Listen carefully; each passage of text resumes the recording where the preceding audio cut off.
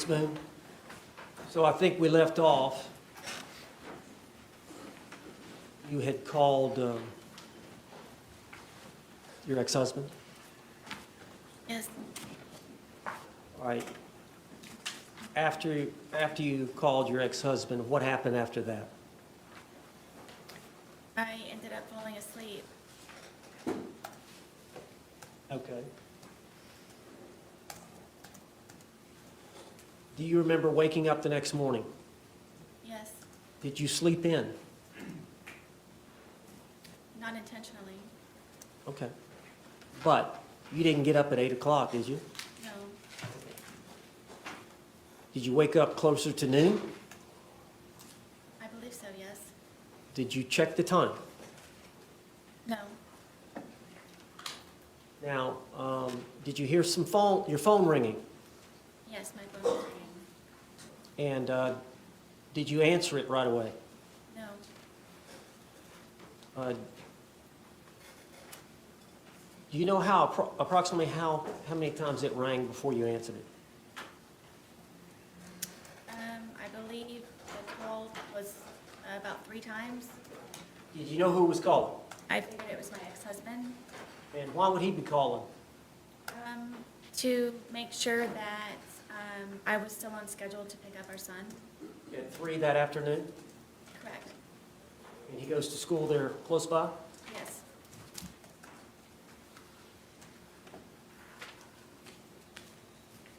All right. When you woke up, did you stay in bed for a while? For a little while, yes.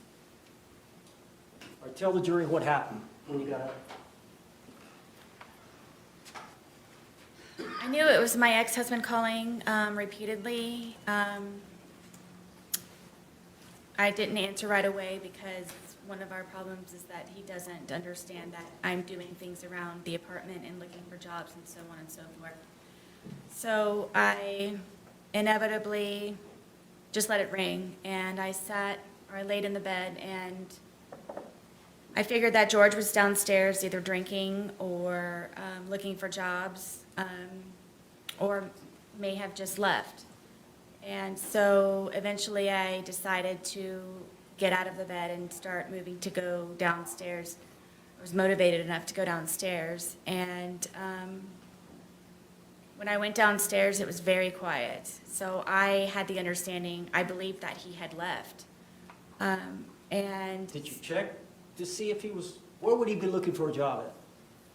usually on the couch, he would have my son's laptop, and he and I, which we would share. Y'all To only look for have jobs. the son's laptop? Correct. And the TV was not working at this time? The TV was not there. Okay. So you thought he would be in the living room on the laptop? Yes. He was not there? No.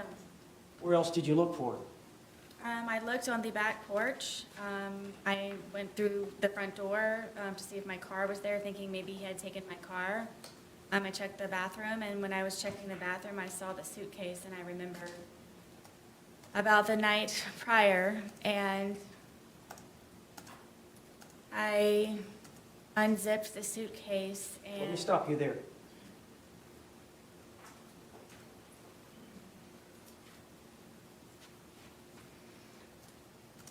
You said you were in the bathroom when you saw the suitcase, or coming out of the bathroom? no, where our bathroom is, I would have to go to the bathroom here, and then when I turned around, I noticed the suitcase, and I remembered. How did you feel when you saw the suitcase? I don't think I've ever experienced anything like that before. Describe it for the jury. I guess I was aghast, and I just can't describe the feeling. Bless you. It was terror to Bless you. a certain degree. I'm sorry, say that again now? It was terror to a certain degree. I just can't describe it in words, the feeling of remembering. And then he was still in there. So what did you do? I immediately unzipped the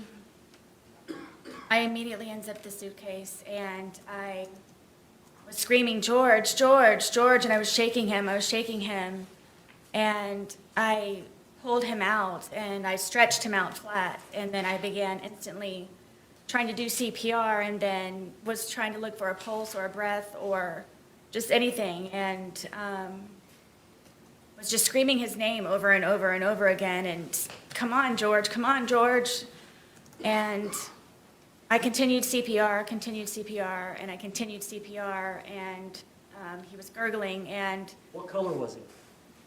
what color was he? Yes. He was purple. At some point, did you call your ex-husband? Yes, when he started to gurgle, and I knew that my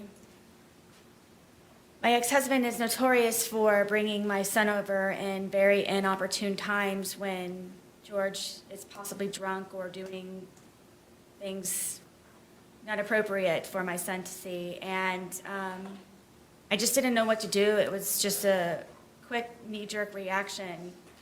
Ryan was kind of my go-to person because of my family being deceased, and I don't have anyone else that I can call. And I just wanted to ensure that he would not bring my son over in the process of all of this at some point. So you called him. I called him. Did you ask him what to do? Or did you just tell him to come over? I just told him to come over. Did you tell him that you felt like George was dead? Yes, I did. And how far, you said it's 5 minutes from house to house? Yes. Did you call him back? Yes, because he was taking so long. It felt seconds were hours. Yes. I'm still doing CPR at the same time in the process of it. I'm Yeah. doing CPR I don't know how many times. Did he get there? Yes. Did he walk in? Yes. Did he walk out? Yes. What did he tell you to do? Call 911. What did you do? I called 911. Is that the recording we've heard here in this trial? Yes.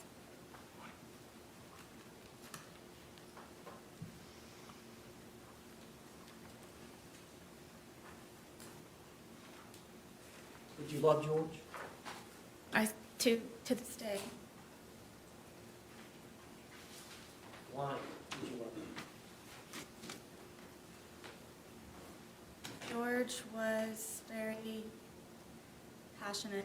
George was a very real person. George was nice to me on the good days. George complimented me. George and I were two bodies with one soul, he and I would always say. I don't believe that I've ever had a connection with anyone like I have with George. Did you have that connection with your ex-husband? I did not, Was it even close? no.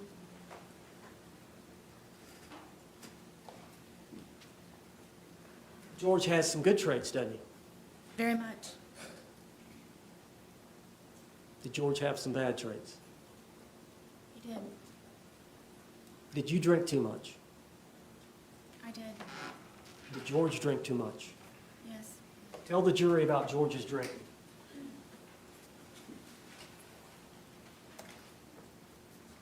If George was able to, he would drink from sunup to sundown. And me having my son and trying to work and maintain the home and just have a life, a normal life as best as I could, somehow that upset George. And because I had a certain dollar amount from my divorce settlement, at one point, it was from wine we could afford vodka, so a lot of the times he would take my car and my debit card and go buy the large, we call them handles, of vodka, which is the big bottle. And sometimes he would finish that all off on his own throughout an entire period of a day into an evening. That's honestly where I thought that he was going to be that morning when I came downstairs, because he's notorious for just automatically already being outside from drinking all the time. All right. And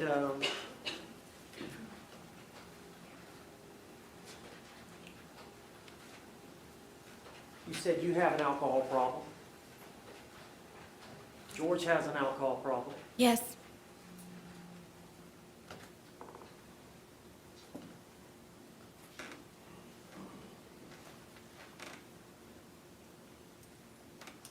How did George's drinking adversely affect you?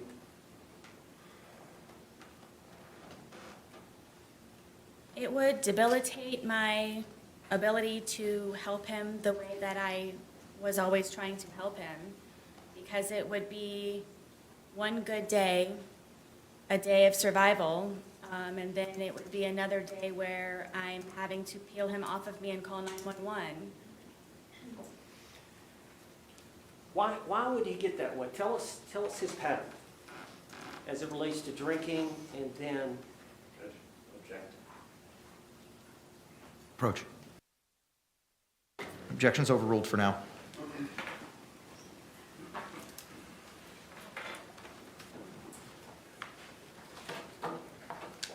Y'all were together 3.5 years. Yes, Is there times when he would get to a state of intoxication where he would get violent against you? quite often. Judge, can I approach the witness? Yes, as long as you show it to the state first, please.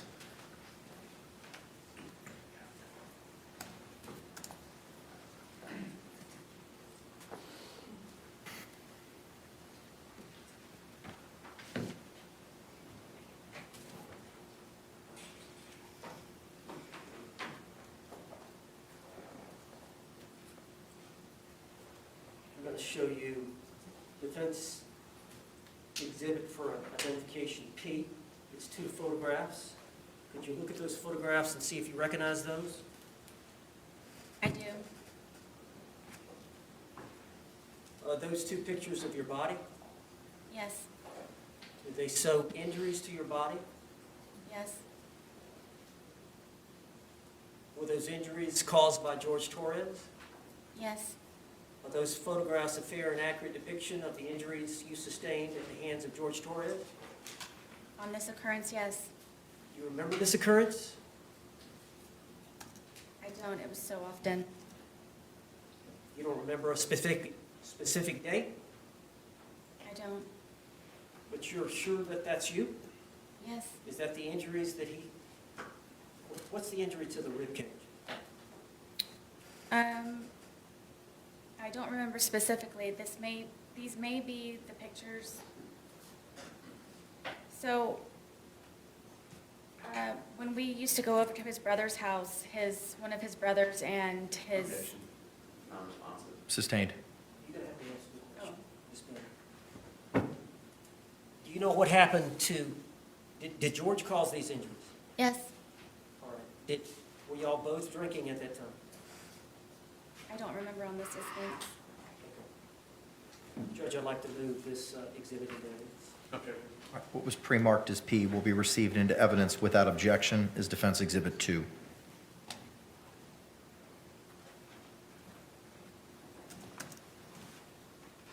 I'm not sure I know how to operate this. Mr. Owens, may I give Mr. Tackett just a number, please? Thank you. Mr. J, would you be so kind? Thank you.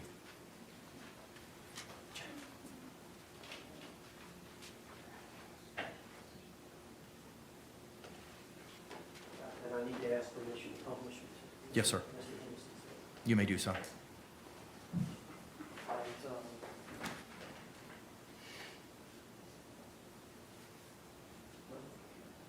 this is Maxwell, Judge.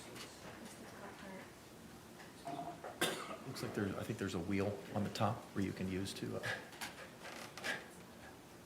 there you go.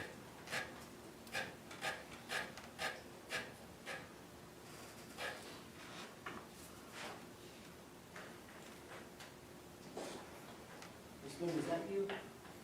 Yes, Are those injuries to your arm? yes, Were they caused by Jorge Torres? yes, And during the same incident, is this you? yes, Is that an injury or bruise to your rib cage area yes, and your arm? yes,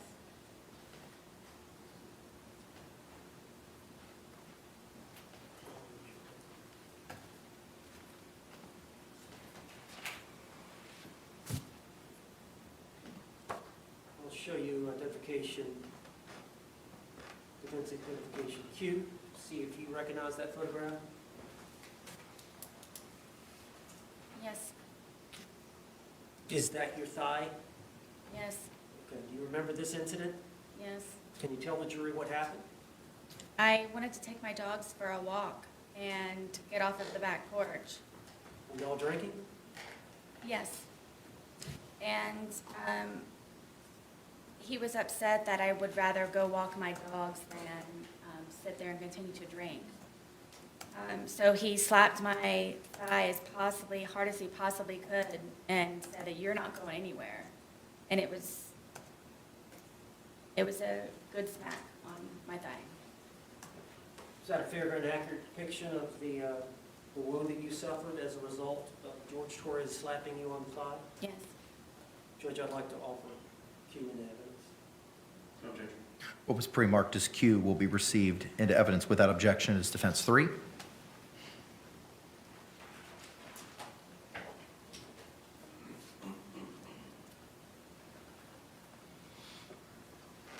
your comments? You may, sir. And for the jury's sake, is this the photograph you just mentioned? Yes.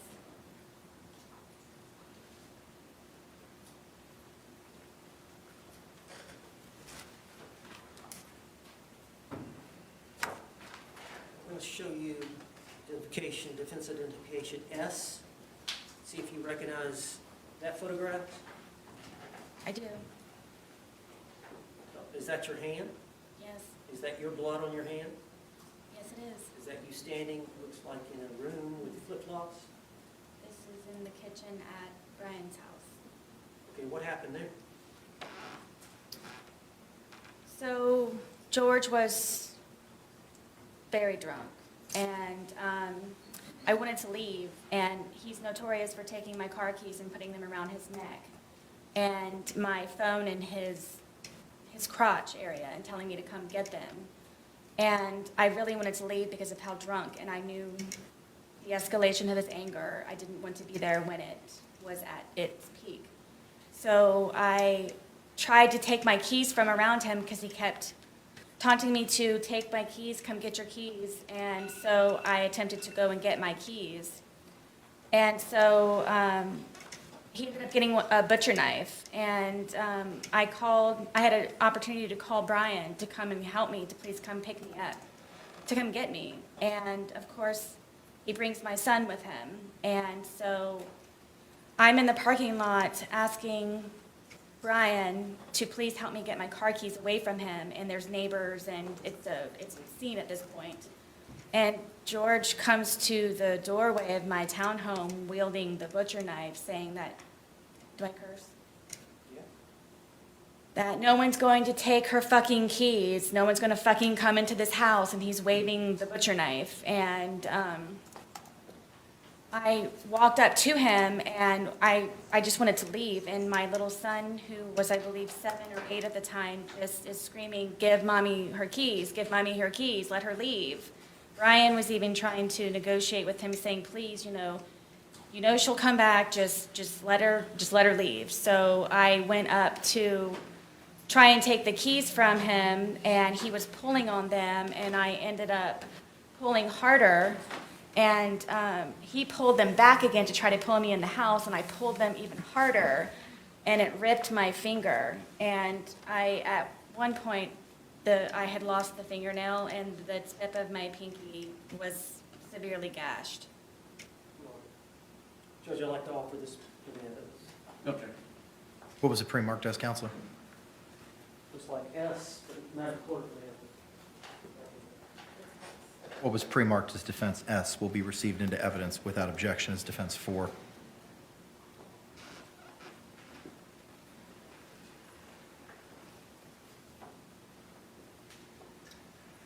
Ms. Boone, for the jury's sake, is this the picture you were referring to?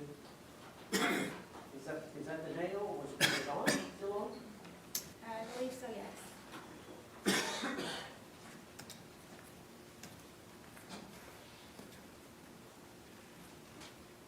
Now I'm showing you a composite identification L, 2 photographs. Can you look at those photographs and tell the jury what they are?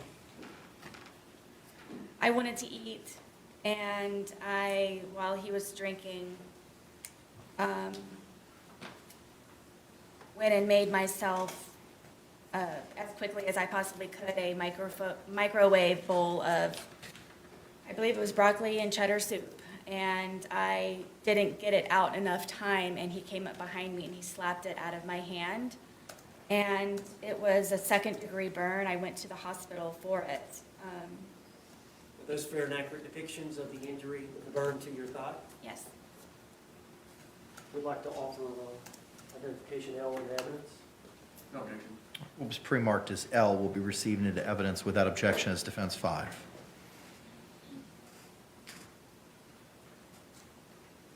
Permission. Yes, sir.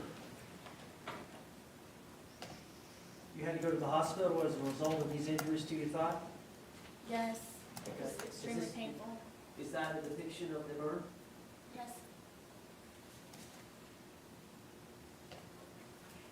Is that your thigh Oh my God, yes. and your knee? Yes.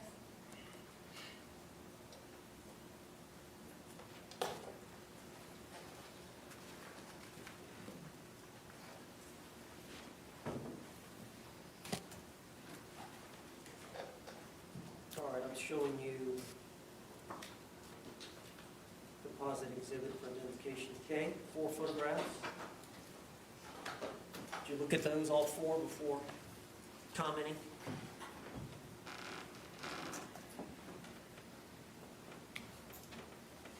This is a longer story, isn't it? Go ahead and tell it.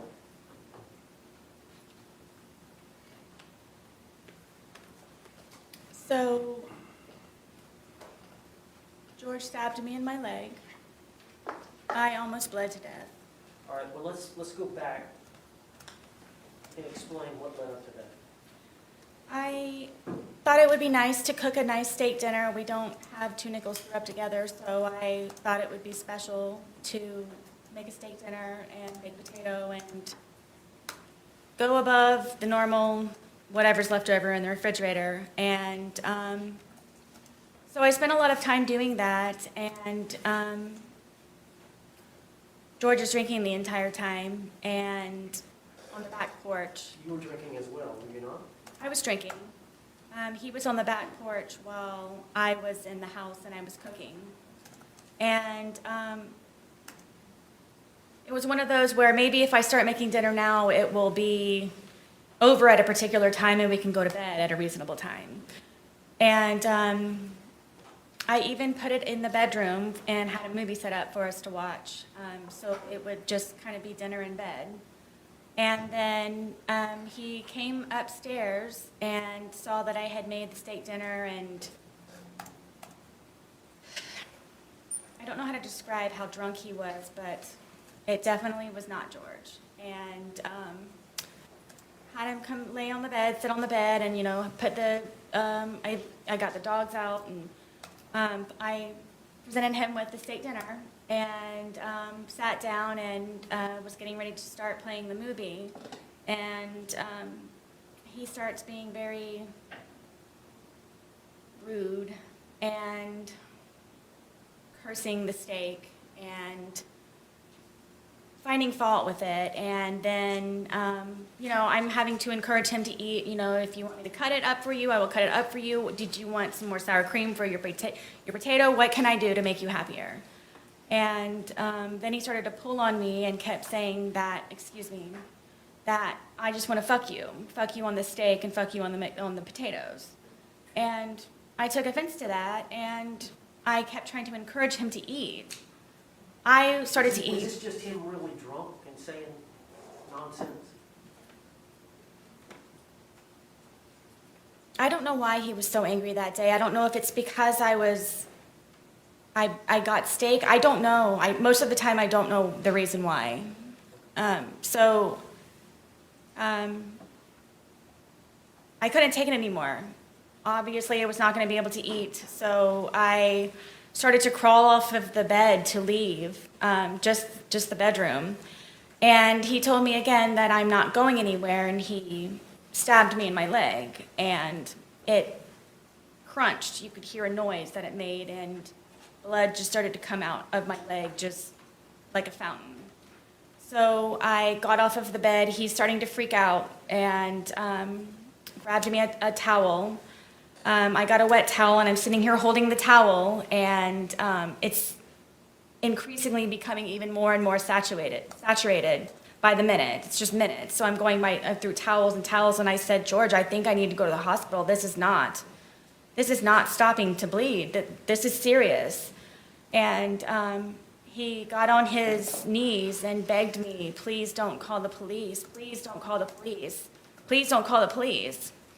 And inevitably, he went and got my car keys and put them around his neck again, and my cell phone. So I was not able to call anyone, and I wasn't able to leave in my car. So I figured I would just go downstairs, and I'm just going to go downstairs. And I had propped my foot up on the glass table that we had, and blood is just everywhere. Blood is everywhere. I can't keep up with the amount of blood, and I'm starting to feel very weak and really weird. And he comes downstairs, and he's still begging me, please don't call 911, please don't call 911. I kept telling him, there's something, this is serious, this is something. Because he knew that he would probably get arrested or something bad would happen to him. So I couldn't take him anymore. He was just all over me, and just, I'm bleeding. I'm bleeding very badly, and he's having me try to console him. And I kept telling him, please, I need to call 911, please. And I said, okay, just give me a moment. And I crawled upstairs to my son's bathroom, which is the furthest bathroom away from everything. And I remember holding onto the sink, and I looked into the mirror, and my lips were blue, and I knew I needed help. I needed help. And he came upstairs looking frantic for me, calling my name, and then I turned to him and I said, please, I'm going to die. I've lost a lot of blood. There's something wrong. My lips are blue. Please. Please, we don't have to call an ambulance. If you could just take me, I'll drive whatever I can do, please, to go to the hospital for this. And he said that before anything happens, I had to concoct a story in order for him to not be arrested or be in trouble when we did inevitably get to the hospital. So I'm sitting there with this blood-soaked towel with blue lips, trying to come up with a story of what I can tell them when I go down there so he's not in trouble, and telling him that it's okay. And I came up with the story of that we were sword fighting silly after drinking with our steak knives, and he accidentally punctured my leg. And from there, How did you get to the hospital? originally he told me to drive, and because of the amount of alcohol that he drank, and I couldn't. So he got into the driver's seat and drove me, and the entire time he's barking at me to make sure that I get the story straight. We're sword fighting, okay? We were drunk, Did you go to being the silly. emergency room? Yes, All right, and did you get treated there? yes. All right. I was bloody, and All right, let me show you the photograph. Can I show you these? All right, is this a fair and accurate depiction of the injury to your leg? yes, I had to go to 2 different hospitals for it. And you lied to medical personnel about how this happened? Yes, they brought in sheriffs and everything. Was it consistent with, they brought in sheriffs? Did you have to answer to the law enforcement officers? Yes, Did you stick with the story that you and George had agreed? I did. Judge, I'd like to offer this composite exhibit. No objection. What was pre-marked as K will be received into evidence without objection as Defendant 6.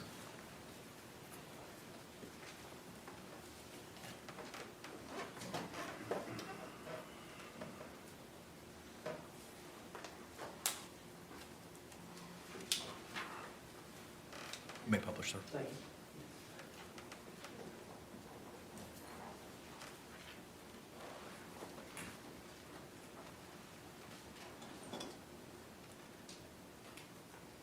And is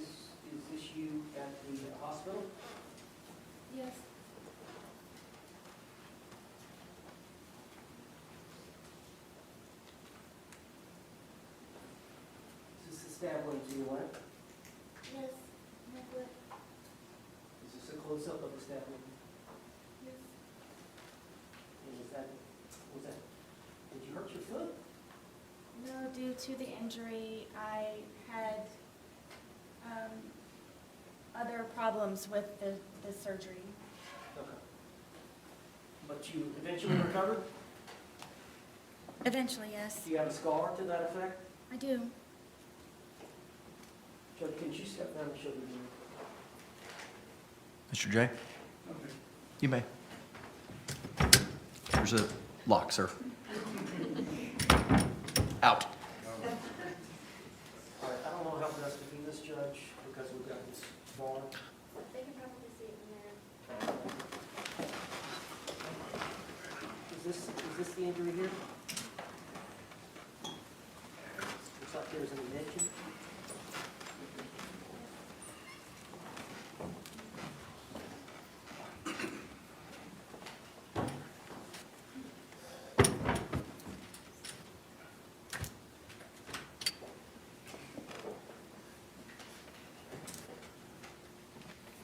All right, I'm showing you identification T.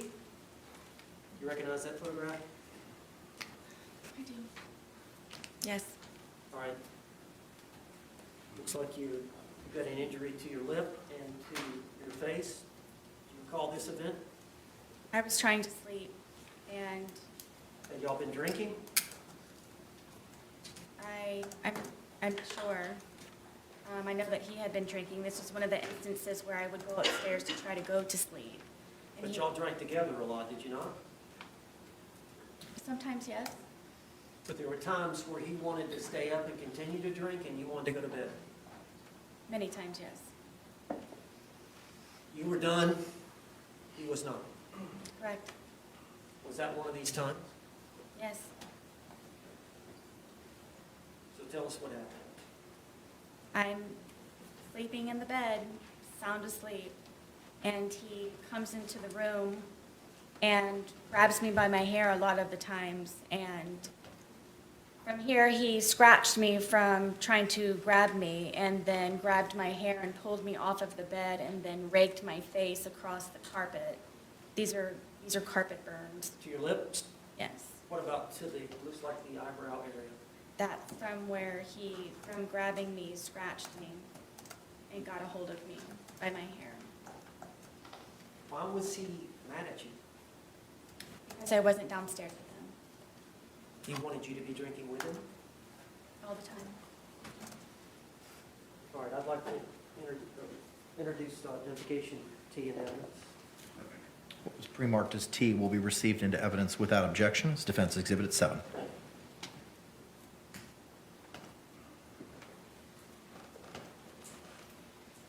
Oh, permission, Paul. You may, sir.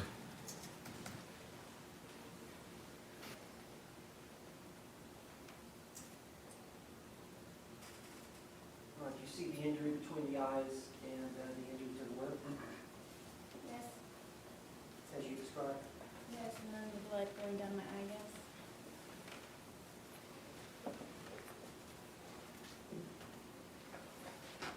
Showing you what has been marked State's exhibit for identification, or defense exhibit. You for identification? Yes, Can you describe that photograph?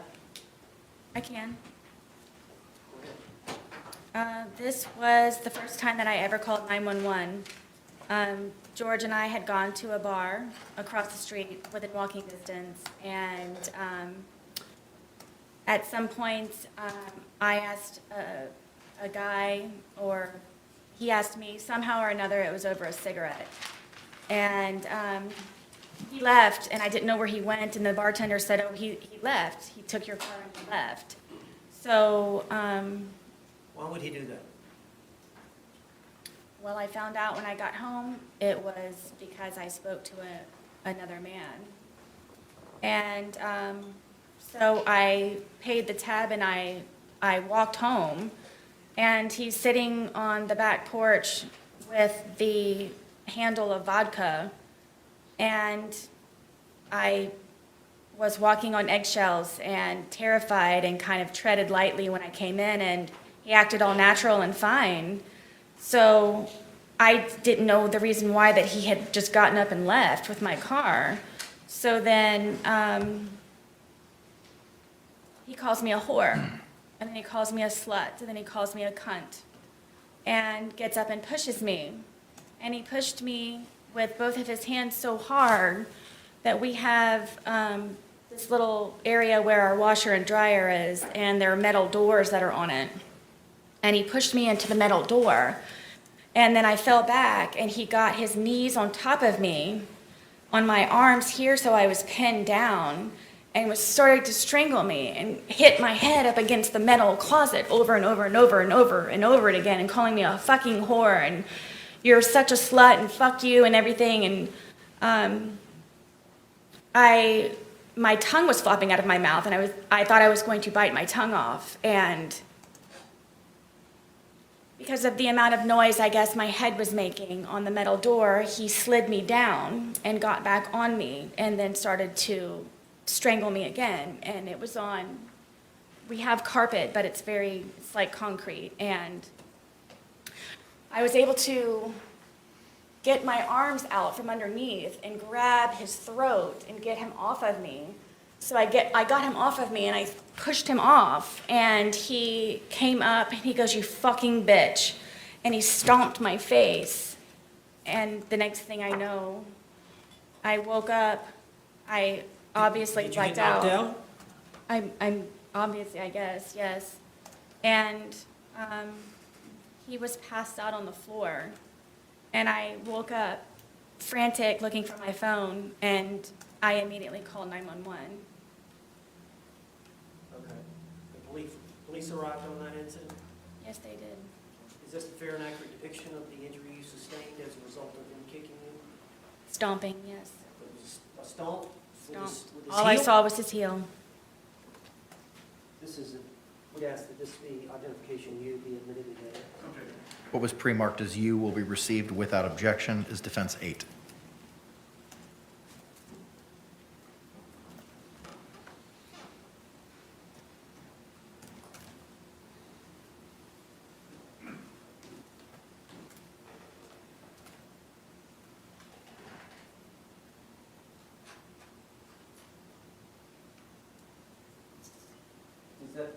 Was that the next day, or is that a few days later? That's a couple of days later. And that's the bruising from the kicking of the eye? Yes. Now, the police were called, and we'll talk about that in a minute. Let me go through these numbers.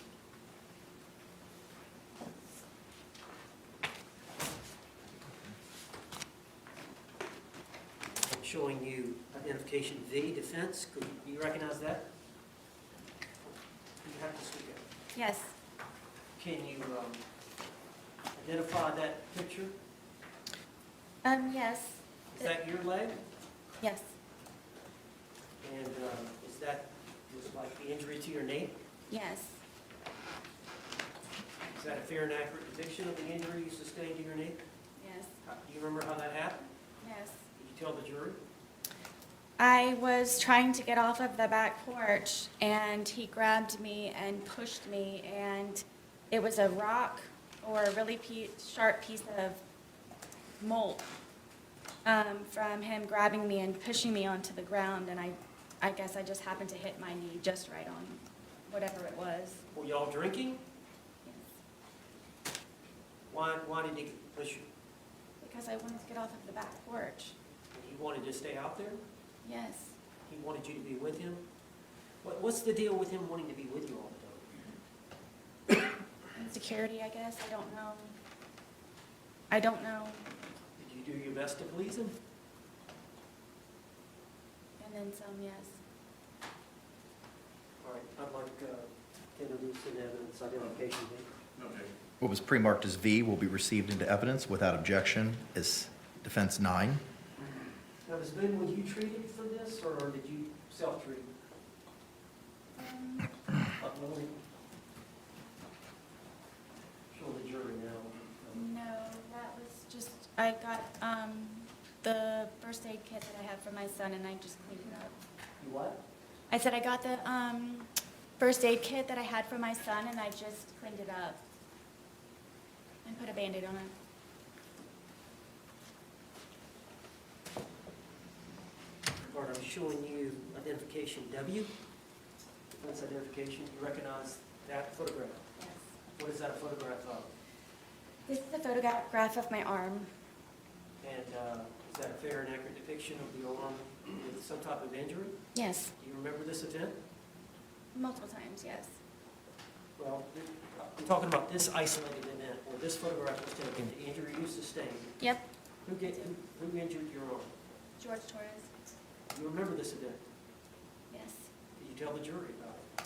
This was one of the instances where I would try to pull away from him, and I don't know how my arm started to do this, but from him pulling from this way, how hard he would pull, with me trying to struggle to get away from him, it would leave these bloody, under the skin splotches. So he wouldn't hit you sometimes, he would just grab you and pull you. Yes, for me trying to pull away from him, that's the point of it doing this, from me pulling away from him. Now, this is one of the many times y'all were both intoxicated? I mean, I can't say for sure that, yes, but whenever it would happen, yes, we would be drinking. Identification W is evidence. Okay. What was pre-marked as W will be received into evidence without objection as Defense Exhibit 10.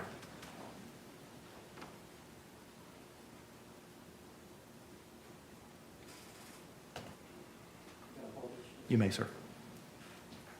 All right, it doesn't look like a wound or anything. Objection to commentary. Sustained. Tell me, I'm sorry, tell me, you said it's just from the grip, him losing his grip? Yes, it would be from me pulling away from him, and whatever under the skin it was that it was disturbed from the amount of pressure of him holding and then pulling from me would create those on my arms. Okay.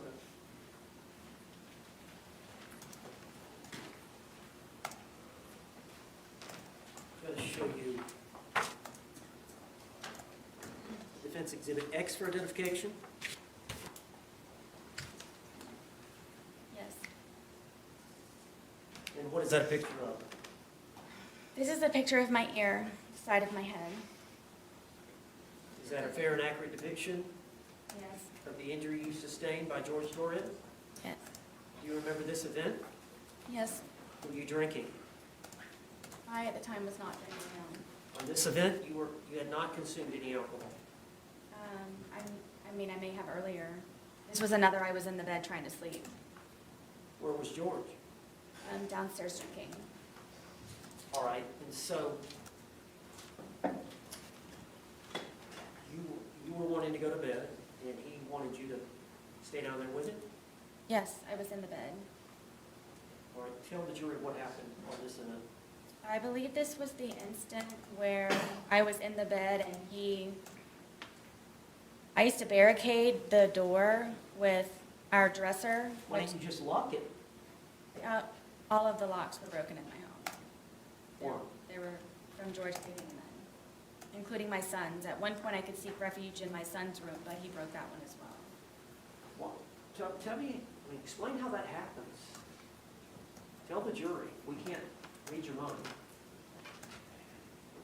George wants me, which he has told me numerous times, that I am to be with him at all times and doesn't like to be apart from me or away from me.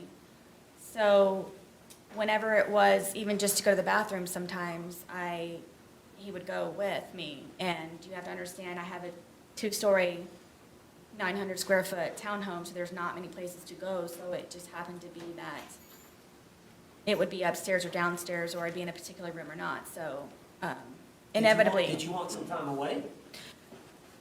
Yes, I did. Even if it were just him upstairs or me downstairs or vice versa. So I rarely got to sleep.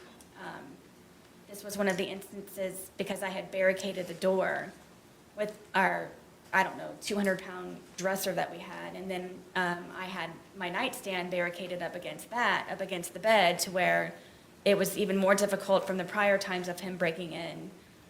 And he would, I don't know how he would ever do it, but he would get himself in through the crack of the door that he would be able to wedge the dresser in the nightstand.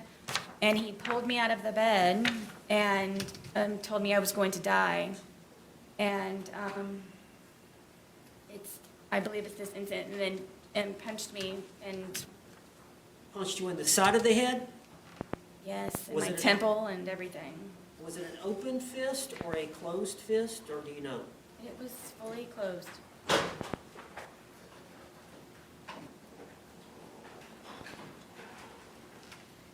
Like identification X introduced in the evidence?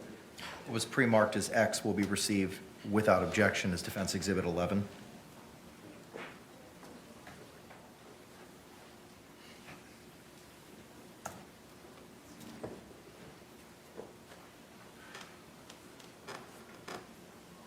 Part I'm showing you this exhibit.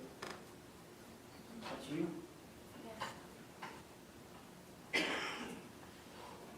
you get any treatment for that? Medical treatment? I know the police came, but I don't remember. I remember it hurt for a good solid 2 weeks after that. Was this one of the incidents where the police were called? Yes.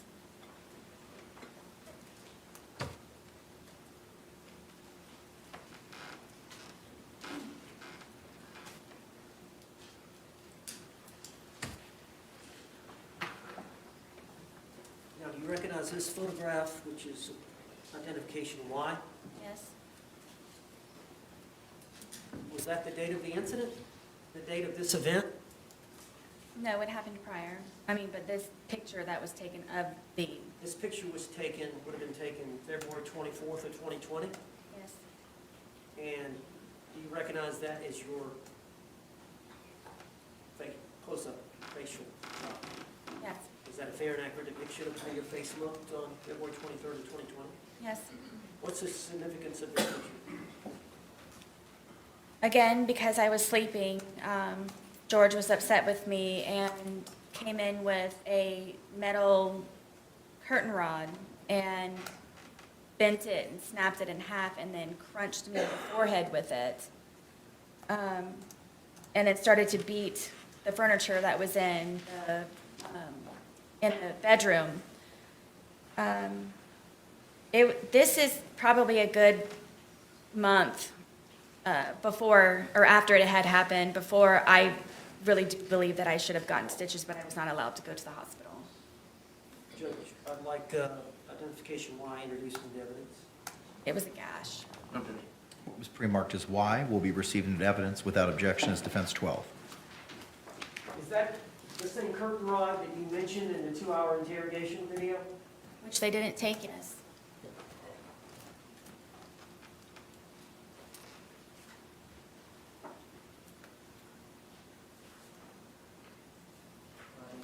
This was photographs that were taken, I guess it would have been the crime scene? Was it the crime scene investigator that came out and took photographs? I don't remember who it was, but yes, someone did on the day of the incident. Was it different from the extraction, the phone extraction expert? Was it somebody different? I think. But isn't this Boone right here? Yes. And remember, that's a month later. And then on that same date, they took, same time, they took this photograph as well, which is identification R. Yes. All right, and what does that do? I believe it's from holding the baseball bat, and Is that an injury to your hand? it's a bruise. Was that taken, February, was it February 23rd, 2020, when the investigators came out, on February 24th, I believe. February 24th? And I'd like to introduce identification R to the evidence.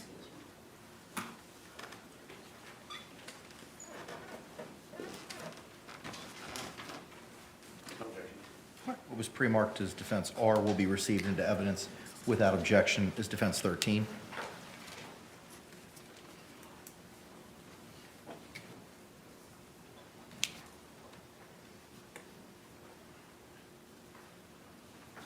Can I publish? Yes, sir. All right, this is not a great photograph, copy of the copy. But February 24th of 2020, is that what you were wearing? Is that you? Yes. And there's some discoloration up here of your palm. You see that? I do. Is that from you jabbing him with a baseball bat? Leading. Sustained. Do you know how you suffered that injury? I believe it's from holding the baseball bat. When you poked him with it? Yes, trying to get his hand back in.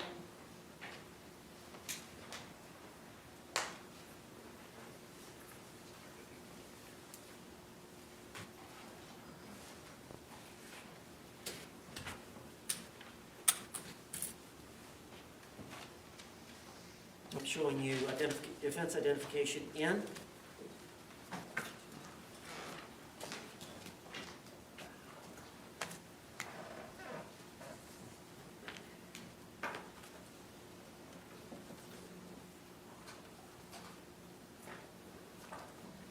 Just like 5 photographs. Can you look at those?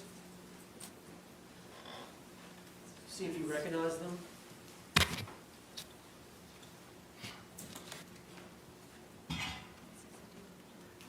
All right, well, let's in now. So, Yes. and are those fair and accurate depictions Yes. as a composite of the events that occurred in relation to George Torres and your TV? Yes.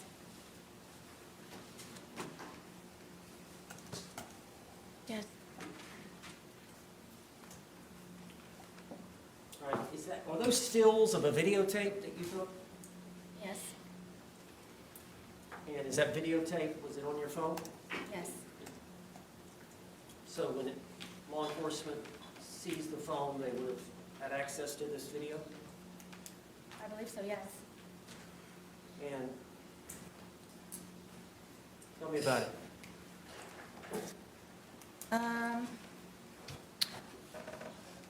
Lucas liked to watch cartoons and play video games on the big screen, this is the big screen, and I would have to call Brian to come over sometimes to help me figure out the Fire Stick and whatever platform or whatever it was that Lucas was trying to view his shows and video games on.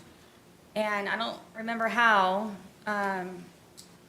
George found out that Brian had come over, I believe because it was actually fixed and he knew that I didn't know how to do it. Found out that Brian had come over to fix it, and Was he jealous of Brian? I don't know if he was jealous of Brian. I think that he had a fear that I somehow would go back to Brian. So I think by Brian helping me with things for Lucas, he just didn't want him to be interacting with me at all. So Lucas wasn't over here this day, was he? No. Brian wasn't over here this day. He may have been, I can't remember when he actually fixed the television for Lucas. But y'all were drinking this day. I know he was for a fact, yes. Chances are you were. Probably so, yes. Okay. I would agree. So how did it end up badly? He accused me of sucking Brian's dick and told me that he was going to break my face with the bat, and that he was going to make me unrecognizable to my son with the bat. And then told me that he's going to destroy my fucking television, and then I was going to remove it from the apartment. And if I didn't, I was going to be, again, unrecognizable to my son. So did he grab the bat? Absolutely, he already had that in his hand, and he told me that I had to videotape it. Did you videotape it voluntarily?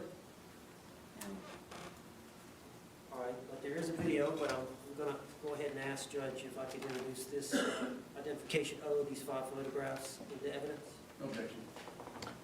Is it O or N? I have O being a composite with 5 photos, does not have as a single photo. We're moving in O, okay. All right, what was pre-marked as O will be received into evidence without objection as defense 14.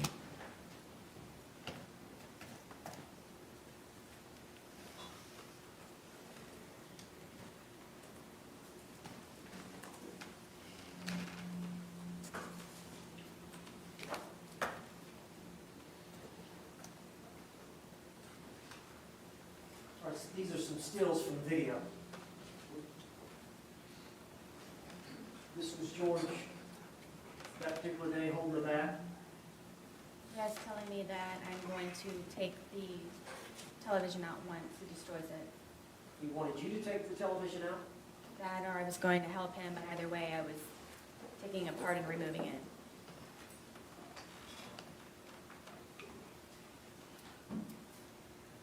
And what is this picture of?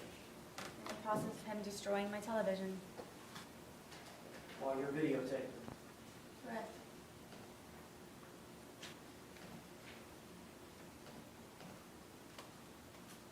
Is that the result? No. After that, he ripped it off of the TV stand. Did you later pass out? Yep, like he usually does.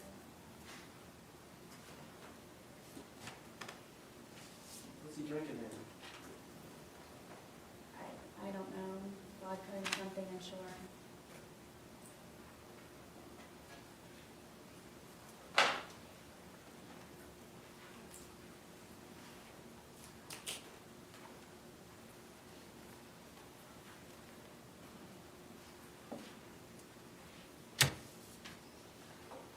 I'm showing you identification N. See if you recognize that. It's my living room in the stairwell. All right, were those, was that a photograph taken by a crime scene? Correct. Is that a fair and accurate depiction of your living room and stairwell? Yes. And I'm just trying to introduce this as identification 9 as an exhibit. No. It's pre-marked as M, correct? It's got N. N, I apologize. What was pre-marked as N will be received into evidence without objection as defendant's 15.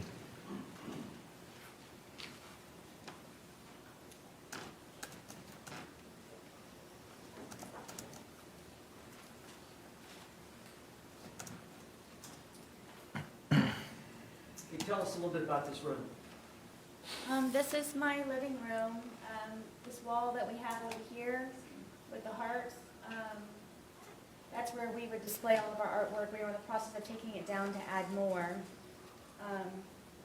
so he could continue to be entertained. The bookshelf over here is my son's bookshelf with all of his toys and little guns and musical instruments. He's got his little karaoke machine down here, his guitar. The stand right here with the red bucket on it, that was the television stand. And then my back porch area and the dog bed here. Okay. And then it looks like in front of the bookshelf at the foot of the stairs is that a doggy? It's a baby gate, but my dogs would wander upstairs sometimes and go to the bathroom sometimes when we couldn't get them out. So I would, at nighttime, or whenever we weren't home, make sure that they didn't go upstairs. And plus Penny was blind. There's an allegation that you pushed George down the stairs Apparently, or got him in the suitcase upstairs and pushed him down the stairs? supposedly, Did that occur? absolutely not. Is that bookshelf disturbed in any way? No, nor the plant next to it.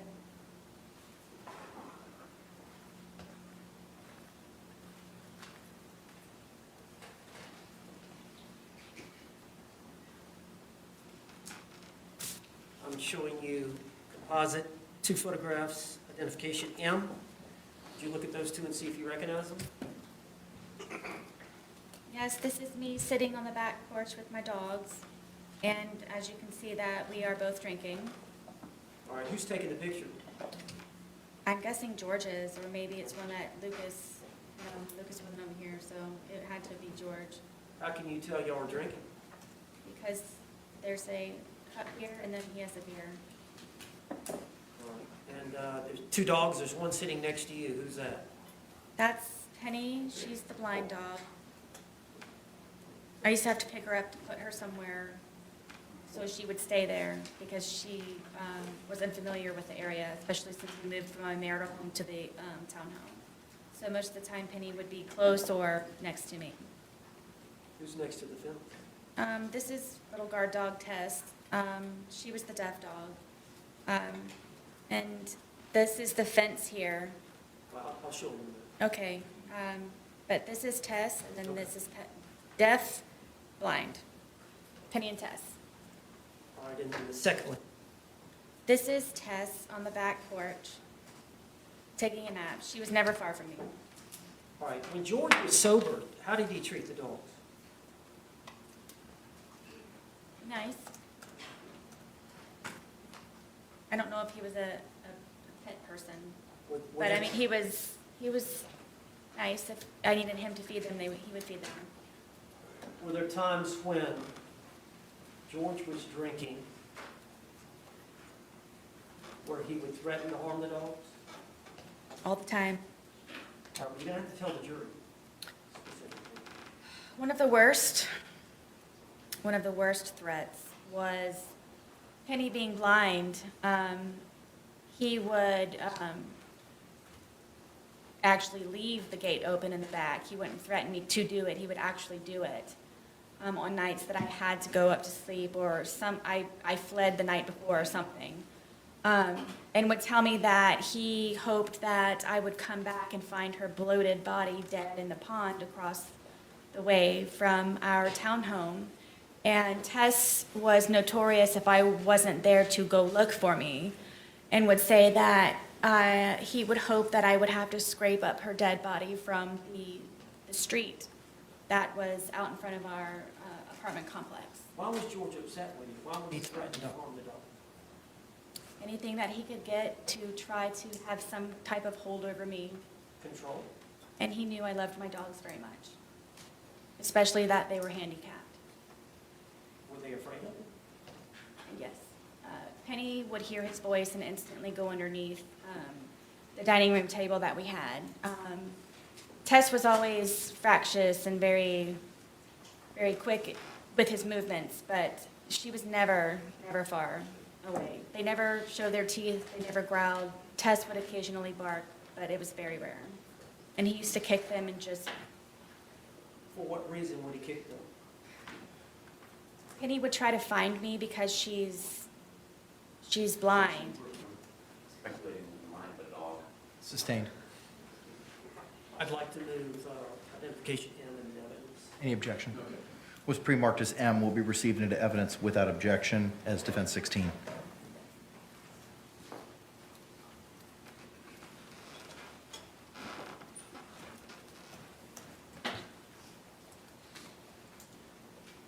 All right. Can you describe this for the jury? This is again, it's our back porch, and this is the fence that I made for the dogs to have a little bit extra space. Penny is next to me. She's the blind dog, and then Tess is down here at guarding the gate. Are these fake rabbits? Is that Yes. in here? I used to call my son when he was a baby. He was my bunny rabbit. Sexual relevance. Overruled. He was my bunny rabbit, so I used to collect bunny rabbits, and so I have rabbits here and there throughout my house and in my little garden area. All right, this is the alcohol you are consuming, Yes. and this is a close-up of which one? This is Tess. She's the deaf dog. How old were these dogs at that time, 2020? Gosh, maybe 9, maybe 10.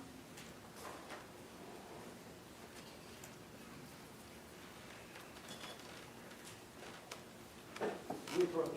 Yes. Mr. Owens, you may continue your inquiry, sir.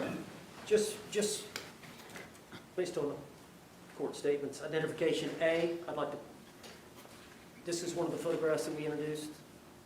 Is it Is this injury to your ear? Yes.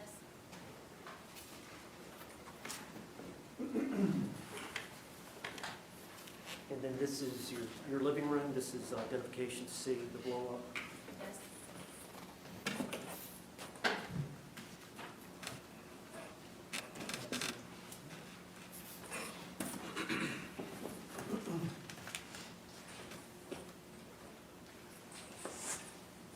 Identification D. TV. Yes.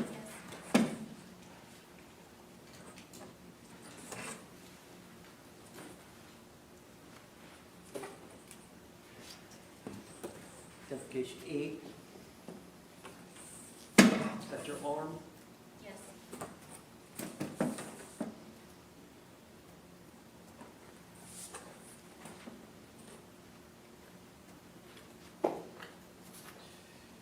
Identification F. Is that your knife wound? Yes.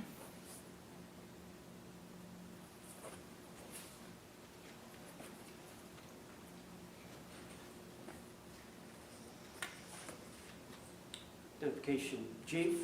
Is this the curtain rod? Yes.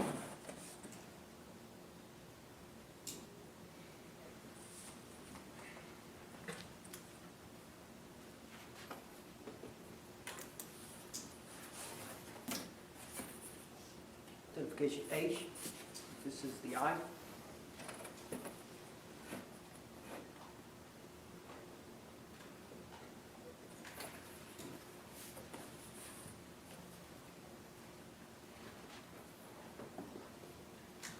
Identification I.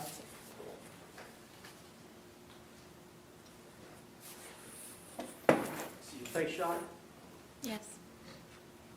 with the lip and the eyebrow.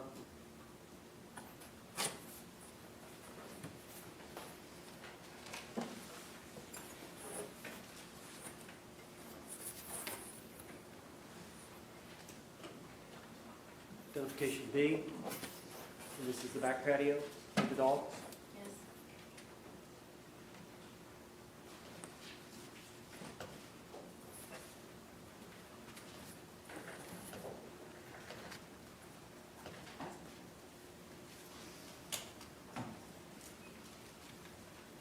Camel bounce a little bit, Ms. Boone.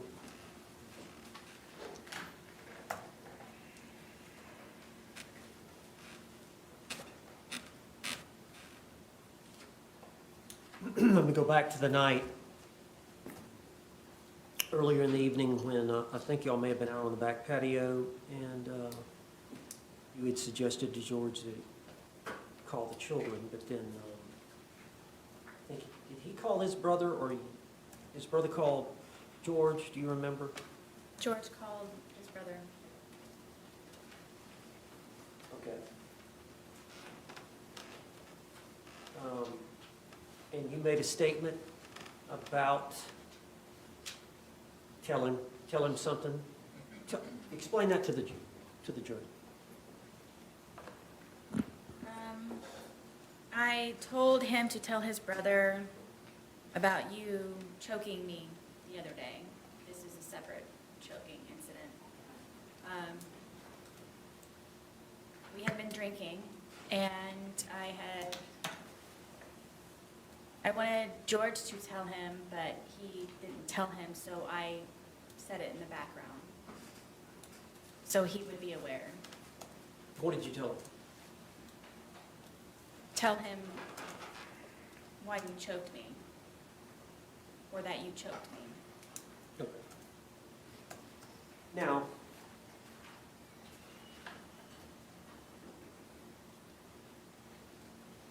you heard the testimony of the two neighbors, the boys that lived next to you, Yes. and you heard that they were actually questioned. I think the audio, they were audio interviewed. You heard from Detective Copsell. I think it was a couple of days later on the 25th of February, or 27th of February. Yes. And you heard their testimony earlier this week. Yes. where they hear a kind of a thumping sound starting at the top of the steps, ending at the bottom. Yes, Have they got the night wrong? yes. Explain to the jury that. So it was the night before. Again, I was sleeping, and in the middle of the night with the door barricaded, he came in and ripped me out of the bed. And first got me with one hand, and then got both hands and pulled me completely off of the bed. And then, like a caveman, had my hair like this and was going down the stairwell, taking me with him to come downstairs so I could sit and drink with him. Do you believe that's the noise that the two neighbor boys heard, I absolutely do. and it was just the night before? Correct.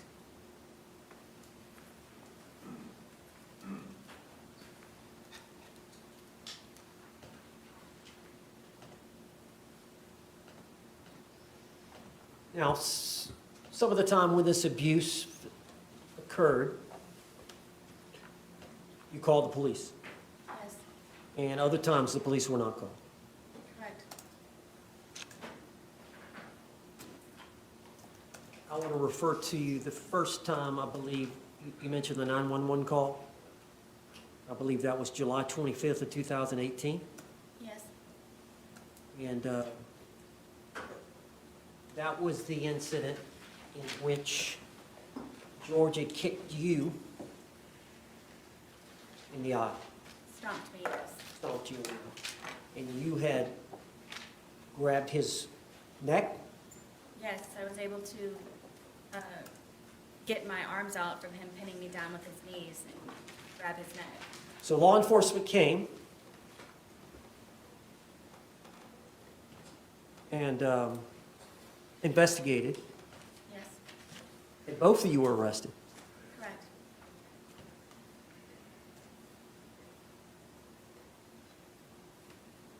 Do you recall asking the officer when you were arrested, why am I being arrested? Many times, yes. Do you recall asking the officer, why am I being arrested? Yes, And do you recall making any other statements to law enforcement as to why you did what you did to George? that was the first time ever that I actually officially fought back. Did you tell the officer that you were fighting back? Yes, because I was complete shocked that I was getting arrested because of it.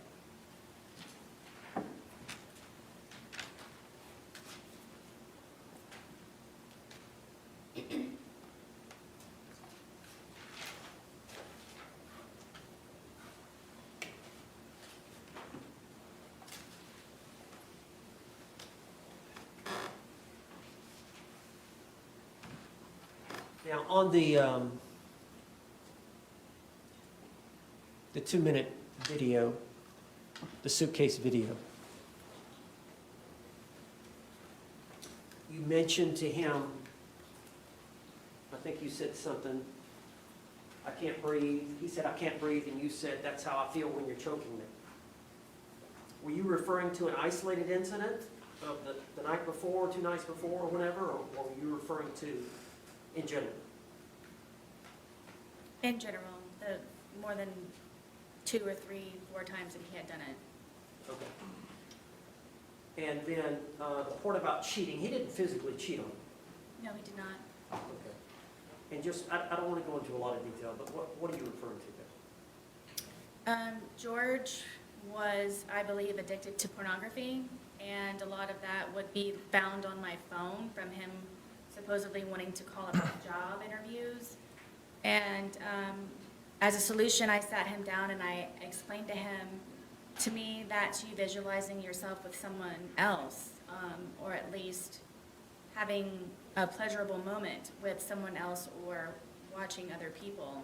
And to me, I told him that I considered that cheating on me. Okay. And so he would download that on your phone? Yes.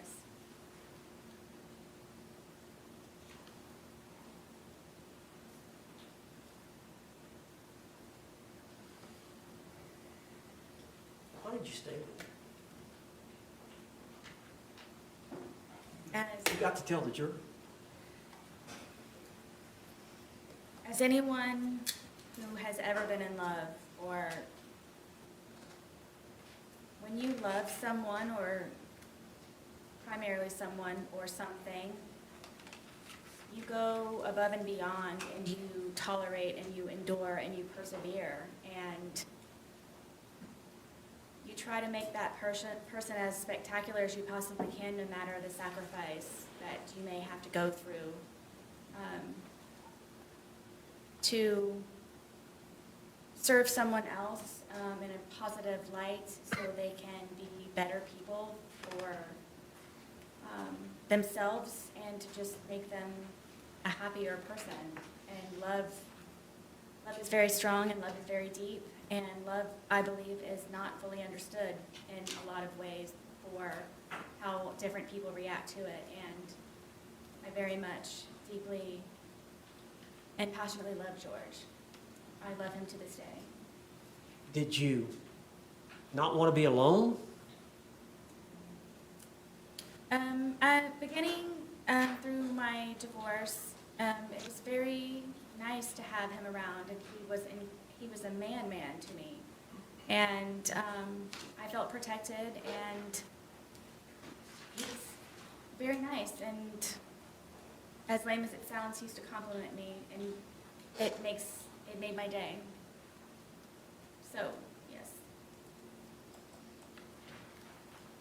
During that period of time, when you first started seeing George, would it be fair to say that you had low self-esteem? Yes.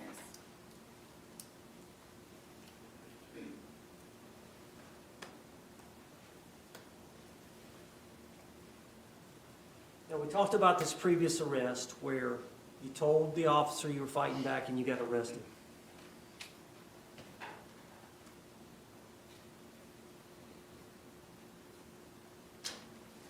Now, I want to talk about your conversations with law enforcement, but first I want to ask you, why did you go to the police station that day when you were interrogated there? We saw the 2-hour video. Tell the jury. The day of the incident, the detective Copsell gave me her business card with her personal cell phone number on it, and said if I happened to remember anything, or anything that I would like to add to the day, for me to not hesitate to give her a call. So throughout the rest of the evening, something was off. I didn't feel comfortable with what she told me and how she told it to me. How long were you at the scene? Gosh, all day, from the moment that they were there to the moment that the coroner's van drove off. All right, when it ended, did you stay in your home? No, I raced inside and collected some pajamas and a toothbrush, and I went over to where my son was at my ex-husband's house. Did you take the dogs? I didn't even feed them, it was so fast. All right, and then once you got over to your ex-husband's, what happened? As it relates to Detective Copsell. Something just wasn't sitting right with me, and I had a suspicion that she just wasn't being honest with me, so I took it upon myself. Claims for speculation, Your Honor. Sustained. So you called her. Tell us about that. I called her and I told her that I felt that she was being dishonest with me. She originally had told me that due to her being pregnant, it would just be a lot easier for her to have me come down to the station to pick up my phone. The original plan was for she and Detective Loman to return the phone to my apartment. But she said that it would be a lot easier for me to just come down and pick it up, because I remember when I was pregnant. That's what she said. You remember when you were pregnant. So I said, I feel that you're tricking me, and I feel that you're being very sneaky about something, and I don't believe that you're being honest with me. And I said, regardless, I'm still going to come. Sustained. So you agreed to come, but you understood it was to get your phone? Correct. All right, you came that afternoon to the station, I did. and the original agreement was they were to come to you. Correct. All right. When you got to the station, what happened? I thought I was just going to be picking up my phone. My car was there, I had everything in my car, it was just a regular, I'm just going to go in, maybe sign something and pick up my phone. And there's people that are over here at the windows, and I thought that I was supposed to go over there to get my phone, and Detective Lowen came down and said that my phone was upstairs. So if I would just follow him upstairs, that's where my phone was. And then I was taken into I guess it was an interrogation room, and they told me to sit down, and that then I guess the interview or interrogation began, and I just simply kept getting my phone. Sarah, tell the jury why, Yes.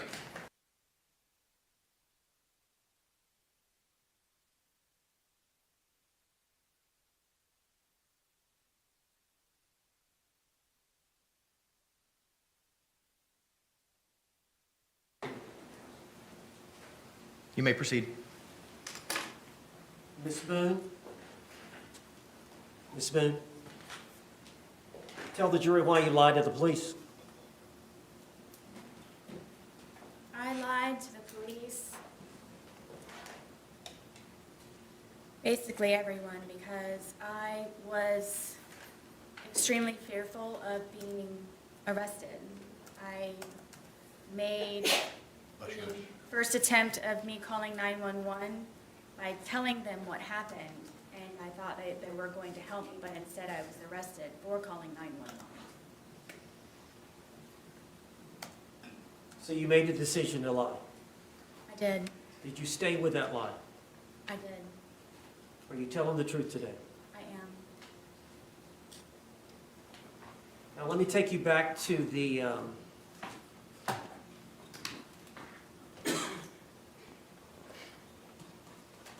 to this incident.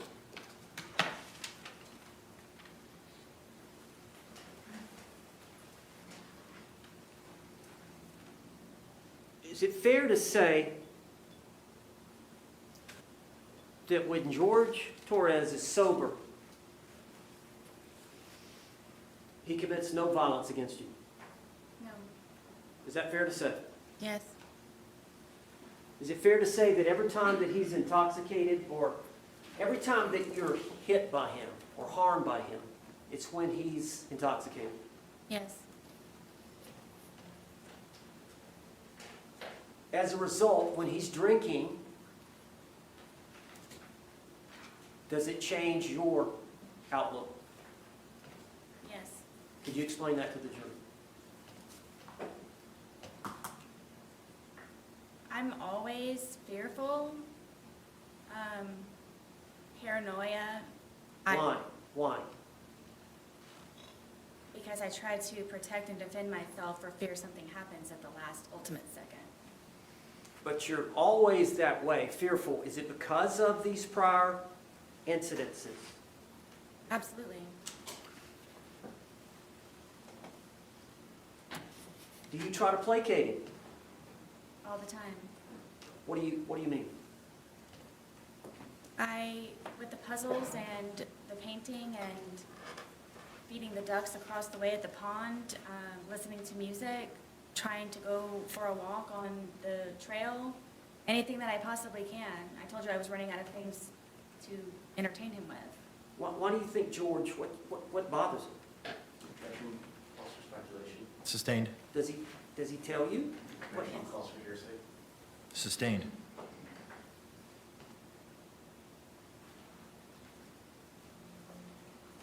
As a result of how he behaves towards you in that intoxicated state, how were you feeling the night of this event? Objection, asked and answered. Overruled.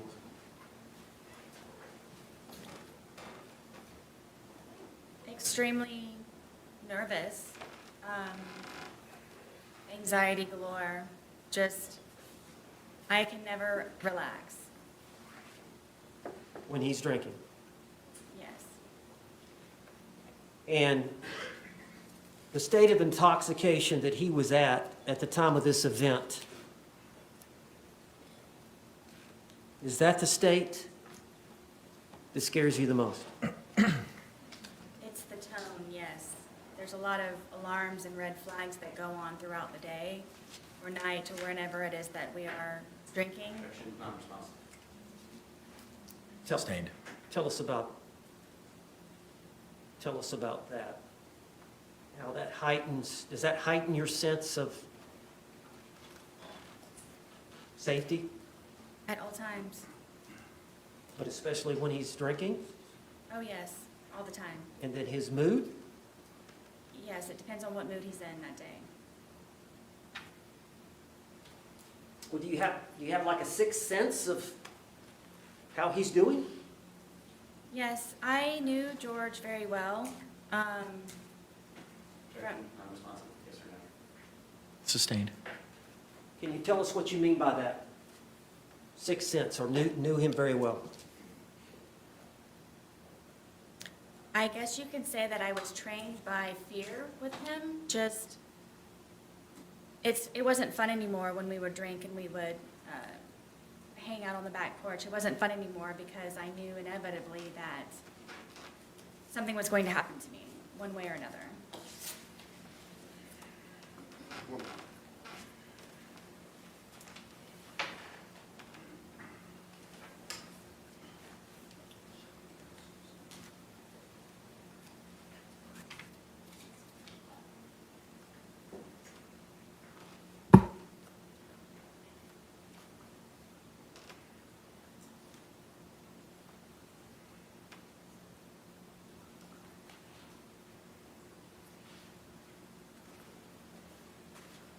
Miss Boone, you know, those bruises that we saw of him, they look pretty deep.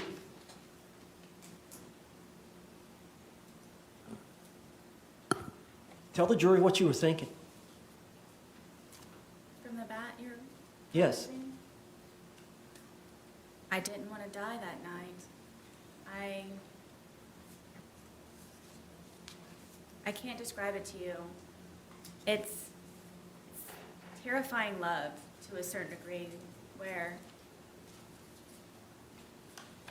my plan was to show him the next day, and just, I wanted him to be better and treat me nicer and be the person that he was when I originally met him, and I knew that was in him still. I knew that it could be found, and I just couldn't figure out what it was that I was doing wrong in order for it to not be back to where that was. And I was tired of living in fear and just sick all the time of figuring out how I can entertain him so I don't die, and continue a relationship with my son and try to live a normal life. That wasn't a normal life for me.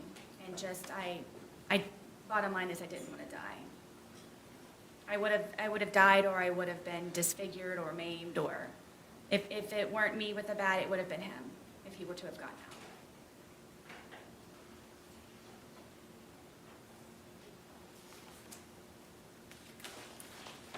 That's all. Any cross-examination?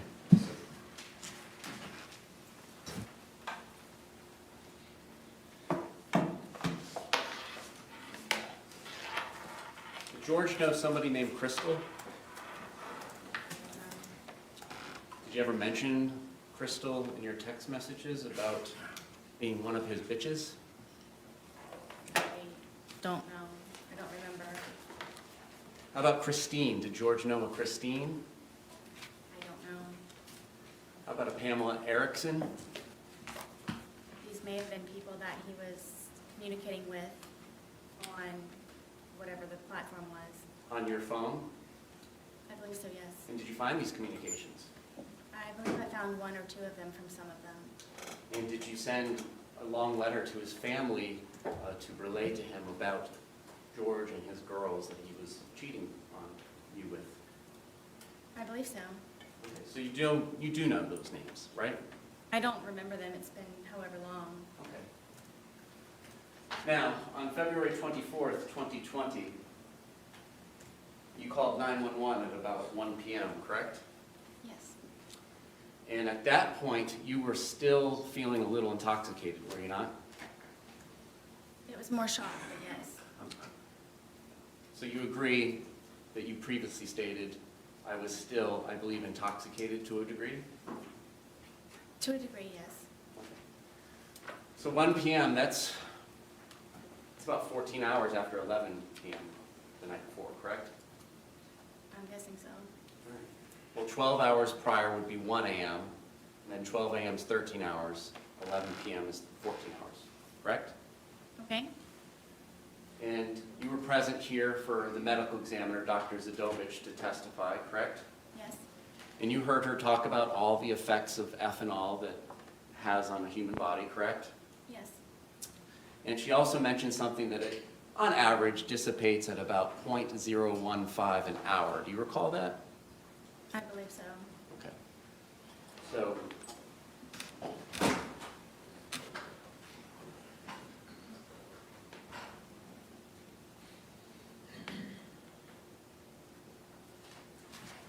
would it be fair to say that if you're still feeling the effects of the alcohol at 1 p.m., so that's 14 hours, 0.015, you were at approximately about a 0.21 at 11 p.m. the night before.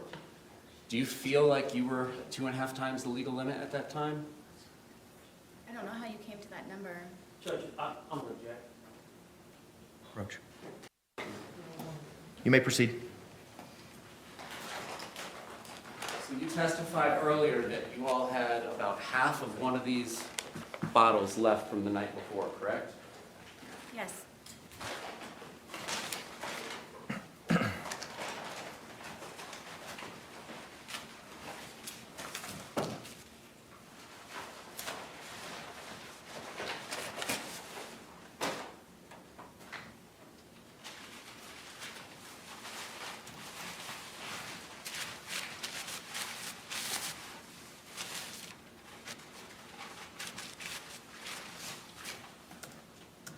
And so would you agree that this is one of the 3 bottles that was purchased between February 22nd and the 2 that were purchased on February 23rd of 2020? I'm guessing Okay. maybe it's like the bottle, yes. All right, and it's 1.5 liters, would you agree? Yes.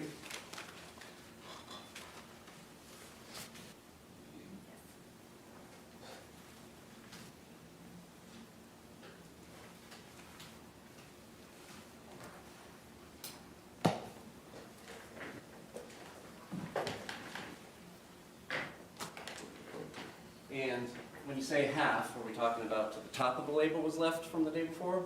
Oh, goodness, no. All right, a little less, halfway through the label? It was too, right about. Okay, about halfway through the label. So in addition to halfway through the label, which you began consuming after going to Publix at about 12:15, correct? So you all would have began consuming around 12:30, is it fair to say, when you got back? I can't tell exactly. Okay. And after finishing what you all had left over from Saturday, the 2 of you consumed 2 1.5-liter bottles, correct? I'm not sure about the second bottle that he purchased, if it was empty or not at the time. Well, you did mention that the police would find 2 empty bottles in the top of your trash, correct? Yes. And we did all see that in the photographs, correct? See that they Two. were empty in the garbage, yes. All right, and you say you were about 100 pounds at the time? Yes. And we all know Mr. Torres was 103 pounds at the time of his death, correct? That's what they say. All right, so that's 3 liters of wine between 200 pounds split between 2 people over the course of a day, correct? Yes. And you testified today that you were intoxicated at the time that this occurred, the videos between 11 and 11:30 at night, correct? Yes, at some level, yes. All right. Now, what does that mean to you? Previously, have you indicated that that means the room is spinning? Do you ever recall saying that? I do. So what was your level of intoxication at this point in time when the first video was filmed at 11:12 p.m.? Do you mean from lack of sleep or alcohol? From the alcohol. What was my level? What were you feeling? Did you have trouble with your balance? I was more tired than anything. Did you have trouble with your balance? I don't believe so. So you were able to flip a suitcase over with a 100-pound man in it, right? I mean, yes, it happened, Okay. How about your speech? Do you feel like your speech was slurred? clearly. How about your inhibitions? Do you feel like you were doing things that you wouldn't do when you were sober? I wasn't thinking about that. Well, on reflection, do you feel like this is something you would have done when you were sober? I didn't know me and George. I'm just asking you, looking back on this, when he's in the suitcase and you're telling him how you feel, and then you wait 11 minutes and you film another 22 seconds, and then you go upstairs, upon reflection, is that something you would have done and left him in there had you not been drinking? I don't know. I can't say. Okay. If I was scared, then it would be something. Okay. All right, now, today you testified about the time frame between the two videos, correct? Yes? So you came down from the shower where you were hiding, correct? Yes? And as you're coming down the stairs, before you even get to the bottom of the stairs, you can kind of see over your shoulder or towards your right that he's trying to hide in the suitcase, correct? Yes. And the lid is down, but it's not closed, and you can tell he's hiding in there. It's not a great hiding spot just yet, right? Correct. And so you come over to him, and you're laughing, right? Yes. And you move the suitcase around some before zipping it shut, right? No. No? You immediately zip it shut? Yes. Okay. And you're both still laughing about it, correct? Correct. All right. And then it's during this course of time, how quickly is it after you zip it shut that you begin filming the first video? I don't know without watching it. I don't know. Okay, I mean, the video's not gonna catch you zipping him up because you're like 10 feet away, right? How quickly after you zip him up is it before the video starts, is my question. I don't know. Okay. And then during that 9 minutes and 14 seconds is when he begins to get angry, correct? What 9 minutes? Between the two videos, there's 9 minutes and 14 seconds between the end of 1061 and the beginning of 1062 and 1063. So you got the 2-minute, 3-second video that starts at 11:12:45, correct? I guess. Permission to use state 17? You may.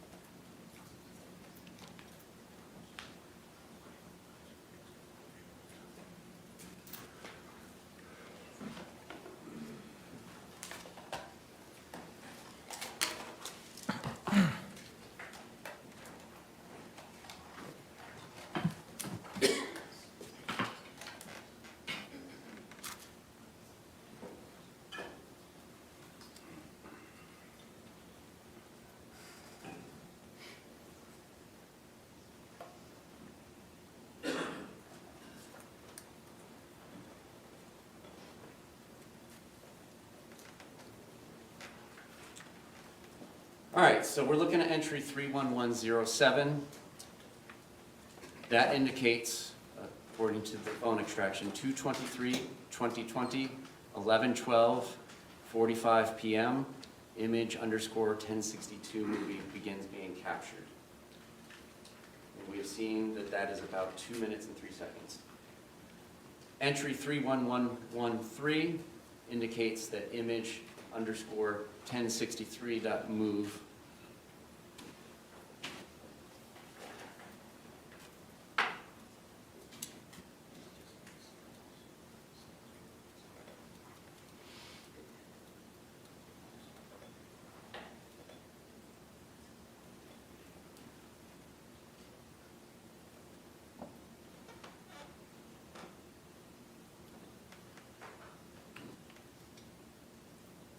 I was disconnected.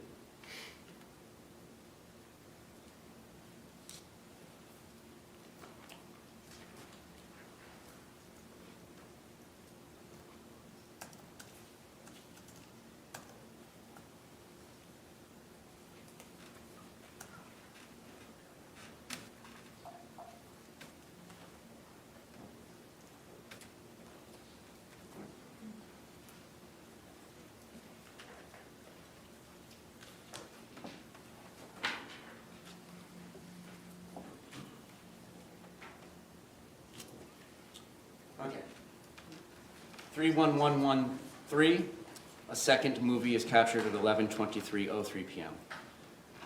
Your testimony was that after that first video was captured by your phone and you, Mr. Torres began getting angry and trying to push his way out, correct?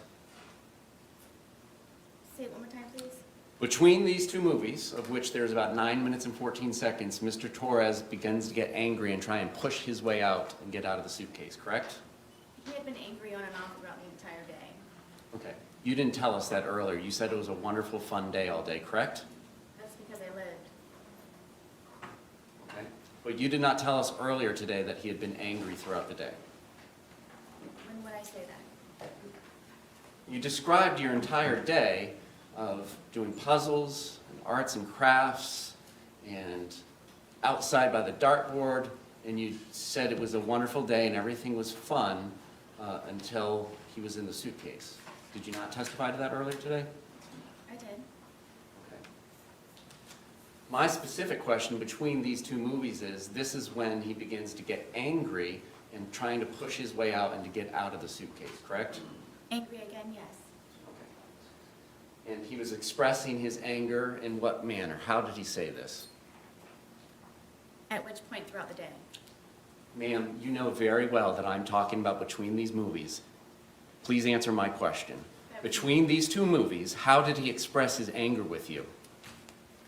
Told me that I was going to fucking die. Okay. Now this is happening after he's already told you several times he cannot breathe in the suitcase, correct? Correct. And he's been in there for whatever brief amount of time it took you to zip him up, and the laughter stops, and then you go over and begin to film, correct? Yes. And you're filming, your purpose of filming is to kind of teach him a lesson. This is your chance to say something to him when he can't say anything back to you, correct? No. Then correct me. There was no lesson to be learned. It was just I wanted him to try to understand how I felt so maybe he could progress in being a better person the next day. So you wanted him to understand how you felt in the past, and that's not teaching a lesson? I just wanted him to understand. Okay.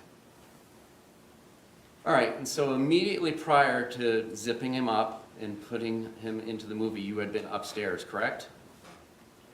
I'm sorry? Immediately before coming down and zipping him up and then filming the first of the two movies, you had been upstairs in the shower, correct? Yes.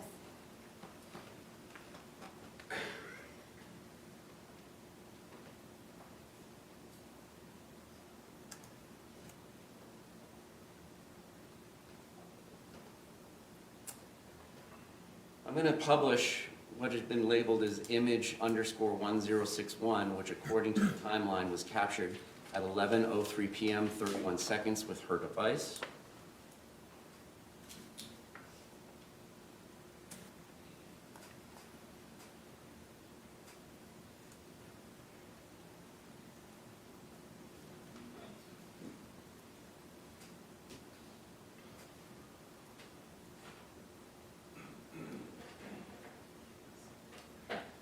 All right.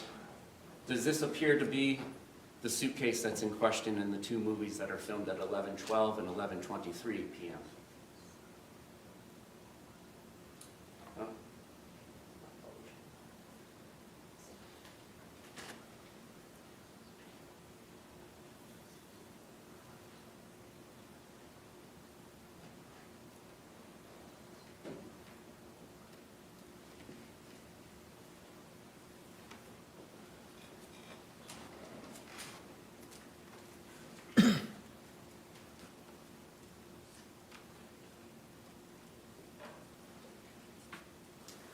This is image 1061 taken at 11:03 p.m. 31 seconds. Does this appear to be the blue suitcase that's in the two videos that were captured at 11:12 and 11:23 p.m.?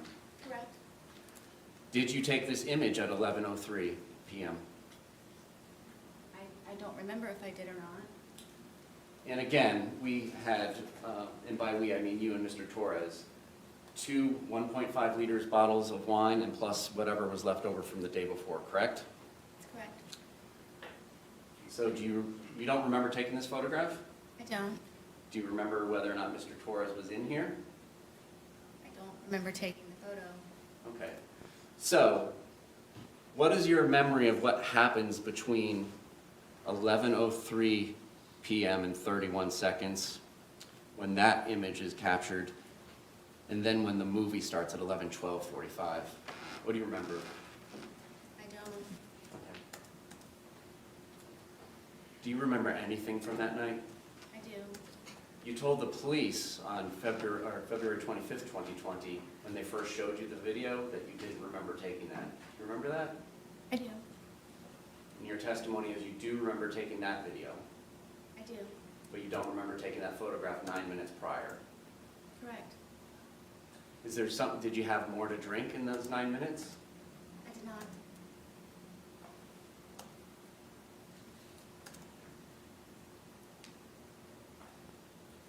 Was Mr. Torres in that suitcase the entire time between 11:03 when that image was taken and then when the second video was taken at 11:23 p.m.?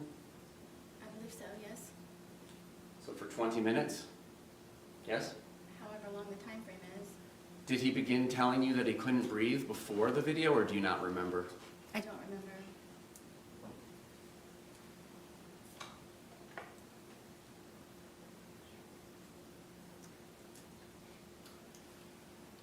Now, you testified moments ago that your two neighbors must have misremembered which night the loud noise was, correct? Yes. And now you're telling us that you don't remember taking the photograph at 11:03 p.m., correct? Correct. Did the police come out to your townhouse on Sunday, February 23rd, 2020? Yes. I'm talking about Sunday. This is the Sunday fun day when we're going to Publix twice. Were the police out of your residence? No. It was the day after, Monday the 24th, correct? Yes. And that Monday morning, you called 911, well, Monday afternoon at about 1 p.m., correct? Yes. And between that time frame, you were the only person in your apartment plus Mr. Torres in the suitcase, correct? Yes. So if anything had been disturbed in your apartment, you had all the time that you wanted to undisturb them before calling 911, correct? If I wanted to. Okay. And you still, your testimony is there was no loud boom that shook the walls of your townhouse at about 11 p.m. the night of February 23rd, 2020, correct? Correct. To the best of your memory, correct? Correct.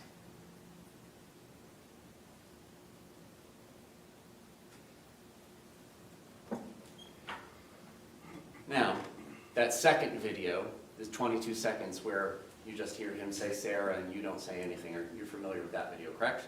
Yes. It's after that that you go upstairs, correct? Yes. How quickly is it that you go upstairs after that? It was pretty quick. Can you grab the dogs? No, the dogs were upstairs already. Okay. Did you call 911 and let the police know that you had zipped somebody shut in a suitcase and they had not been able to get out for 20 minutes? I did not. Did you go to Brian's house and tell him, I had to zip Mr. Torres up in a suitcase shut? We need to do something about that before he passes. I believe that's what the phone call was. Okay. Well, what do you remember now about the phone call with Brian? I know that I called him. I don't know specifically what it was about. Now, your testimony, it seems like you spend day after day finding things to entertain Mr. Torres to do, correct? Yes. Almost like having a child. You have your own child, correct? I do. What you described sounded like having a small child, would you agree? That's your interpretation. Well, you take him from doing arts and crafts to doing puzzles, so on and so forth, correct? When he's been drinking, yes.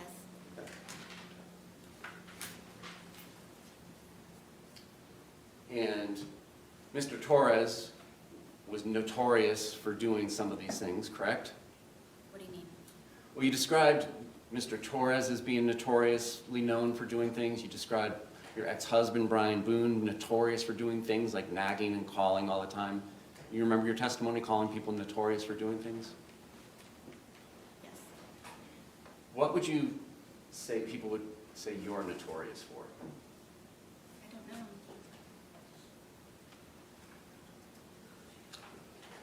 And you would not answer Brian Boone, your ex-husband's phone calls, just so that you could let him know that you're busy and you have things going on, correct?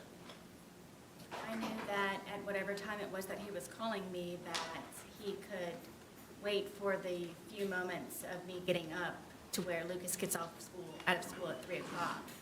Okay. But you wouldn't return his call. You would let him call several times, correct? That day, yes. Okay. How about other days? Would he have to call to remind you to get Lucas on other days? He wasn't reminding me, he was just making sure that Lucas was covered for a pickup or drop-off. All right.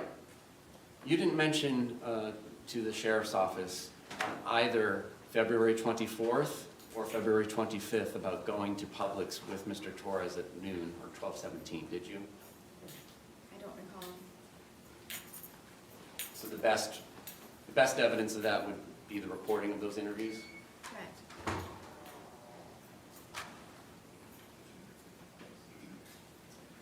Did you not remember going to Publix with Mr. Torres that day? At what point? At any point? No, I didn't. You had indicated to the police that it was about 4 p.m. that you all had started drinking after doing chores. Do you recall that? I do. And your testimony today was that it was really more after you guys went to Publix at about 12:17 p.m., correct? Yes. And you did not tell the truth to the police, correct? I'm sorry, I didn't hear the question. You did not tell the truth to the police about that, correct? I did not. And when they were asking you about Mr. Torres's injuries, you told them that you had nothing to do with it, correct? Yes. And that was not the truth. Correct.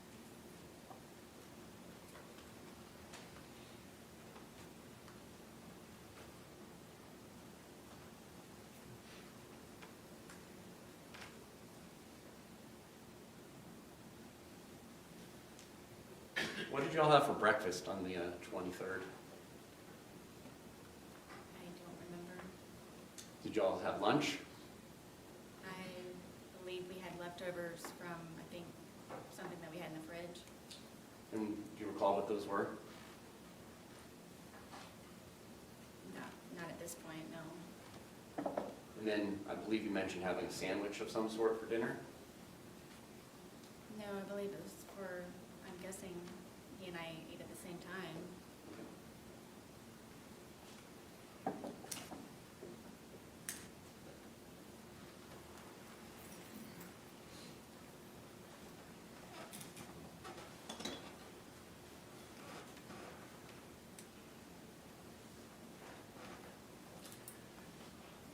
And at one point, Mr. Torres called his brother Juan, correct?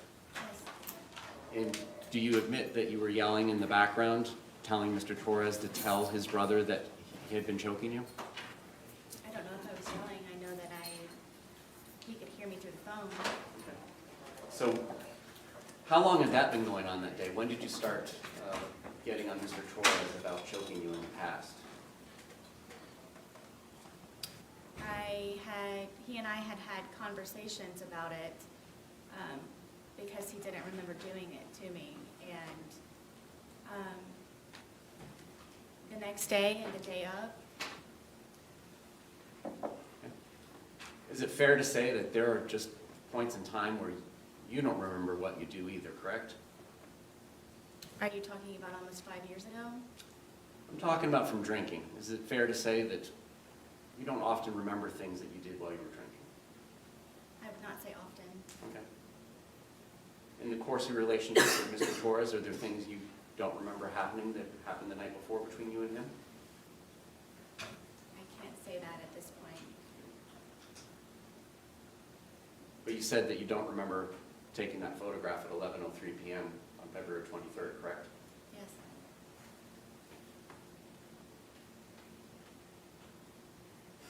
Was there anything else that you were telling Mr. Torres that he needed to tell his brother? Not that I can recall. Was there anything you were telling him that he needed to tell his daughters? Not that I can recall.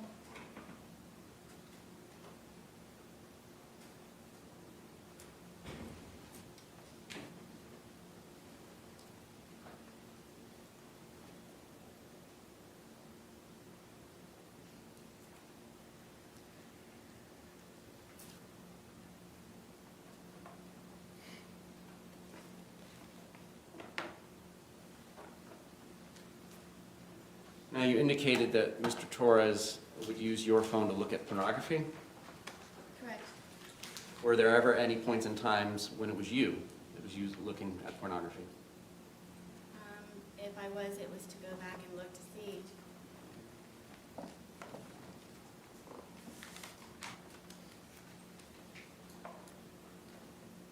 Did you ever threaten to get Mr. Torres arrested if he did not do what you wanted him to do? I wouldn't say threatened. Okay.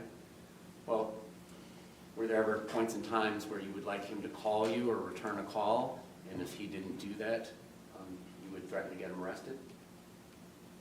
It depends on if he had my keys or something that I needed from him. Okay. And it was your townhouse, correct?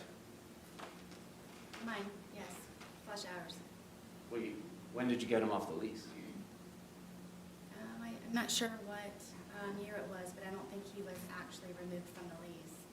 Okay. I think he was made a different type of tenant. And did you change the locks so that he couldn't get back in at the points in times when you kicked him out? I did sometimes. And then would you leave the key in the hiding spot that he was aware of? There were multiple hiding places. Okay. On any of the 911 calls, did you ever mention that Mr. Torres was aware of where you kept your keys and that's how he got back into the house? I didn't know I needed to. Okay. He would never break into my home. All right, and it's your testimony that you did not push him down the stairs, correct? Yes. And in fact, it was him that dragged you down the stairs the night before, correct? Yes. Now, by dragged, did you leave your feet? Yes. And did you get scrapes on your knees or anywhere from the carpet? I'm not sure. I don't. Did you get any injuries, like bruises or abrasions or scrapes? I was missing a lot of my hair. Yes, that was on the stairwell. Okay. And you agree that you were photographed on February 24th when the police came out, correct? The day of the incident? Well, the afternoon after the incident. We're not sure when he passed. Yes. Some of those photographs showed ashtrays inside your house. I thought you said you guys couldn't smoke inside your house, We couldn't. but you did, right? Sometimes, yes.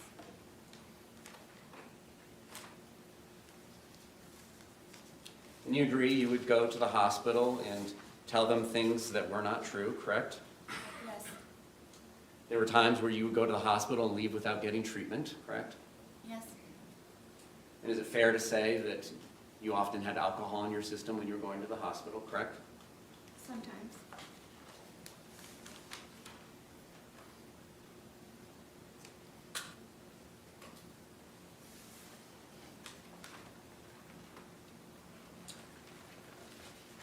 All right, so just to summarize the day to make sure we understand it. You all wake up sometime in the morning, but it's an unknown time, correct? On February 23rd. Or early afternoon. Yes, I had a problem with the detectives and them having me guesstimate times. Okay. Are you the kind of person, like most of us, that uses your phone when you wake up? No. So the first activity on your phone may have nothing to do with when you woke up. Is that fair for you? Yes, other than looking at the time possibly. Okay. So, at some point you wake up, it doesn't sound like you have breakfast, correct? Correct. You do some chores, correct? Yes, So that is true. That part of it is true. You did do chores before going to Publix at 12:17? yes, All right. After chores, you go to Publix and you get that 1.5 liter Magnum bottle of Woodbridge Chardonnay, correct? I'm not sure what Magnum is. 1.5 liters. Instead of the 750s, it's the double size. It's like 2 bottles of wine. Okay, yes, So you got a 1.5 liter, right? yes, it is the larger bottle. And you got home, and you at 100 pounds and Mr. Torres at 103 pounds began drinking this wine, correct? I'm guessing so, I'm not gonna guess times. Well, don't guess. I mean, you got home from Publix. When was your first drink? I'm not sure, I mean, we could have continued to do whatever was left over from what we didn't do before we went to Publix. Okay. So you may have started drinking even later, correct? Then 12:30 when you get back from Publix? I don't know. Okay. Was it 1:30 or 2:30 when you began drinking? I don't know. All right. Was it before any of the phone calls to the brothers and his daughters? Yes, And so you drink what's left in the bottle of wine from the day before that's halfway labeled, correct? at some point. And then you drink 1.5 liters of wine, and he goes out and gets another one on his own without your permission or suggestion about 5:30, correct? Correct. And then you all consume that one as well, and it ends up in the trash can at the end of the night, correct? Apparently. Okay. At what point in the night does your memory tape stop? Because you've described that it wasn't on at 11:03 p.m. when that photograph was taken. What's the last thing you actually do remember prior to these videos being made? I don't recall it at this point. I don't remember. Okay. All right, and so it ends in hide and seek after arts and puzzles, correct? Yes, He says, tag, you're it, but you run and go upstairs and hide, right? yes, So does that mean he's it and he's supposed to come find you? no, that's Okay. just, So you both hide? no. Okay. How does this work? I don't know how to tell you. Okay. I was it and I went and hid. I mean, my understanding of the rules of hide and seek is one person will be it, cover his or her eyes and count to like 20 and then go find the person that's hiding. Is that your familiarity with the rules too, or do you guys have house rules? I understand how the, Okay. hide and seek So works. explain to me, what was your expectation? You go up to the shower, were you expecting him to come find you? I was, Okay. And after a while, he did not come find you. yes, And that's when you return downstairs. correct. And because of the way your townhouse is set up, you can kind of see over where the suitcase is and that he's trying to hide in there, but is not successfully hidden just yet. I mean, yes, you have to come down a good ways in order to be able to Right, do that. right. But you testified that was before you got to the bottom. Yes, All right. And then you come over there and thinking that it's funny, you zip him shut, correct? yes, we both thought it was funny. Okay. May the defendant stand down? Enter into the well? Yes. Yes. Go down. Deputy, could we release her into the well, please?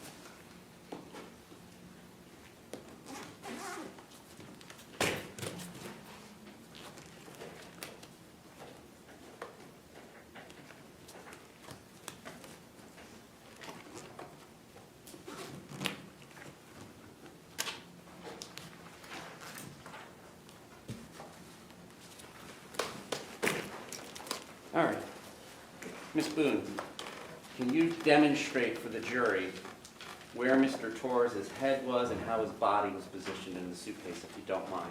His back was this way and his head was here.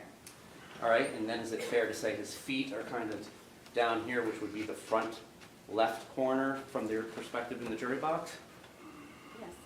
And then his knees are kind of tucked up towards his face? If I remember correctly, yes, that's the position. Okay. All right. Can you help me understand how it was that you zipped it shut? Can you show us where you say you left an opening that his hand got out of? Would it be easier to put it on here? I didn't want to make you go down there. If you're happy doing that, I'll let you. Hold on. Does she need to be wearing gloves? Yes. Agreed, if she's going to be manipulating it.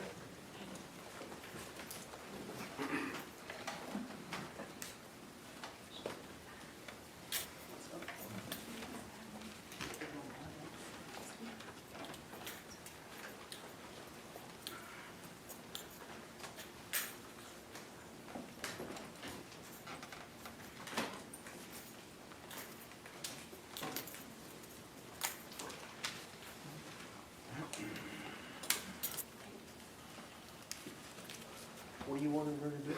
Just demonstrate how she zipped it shut. Okay, well, where's the paper clip? And do you remember which one it was in?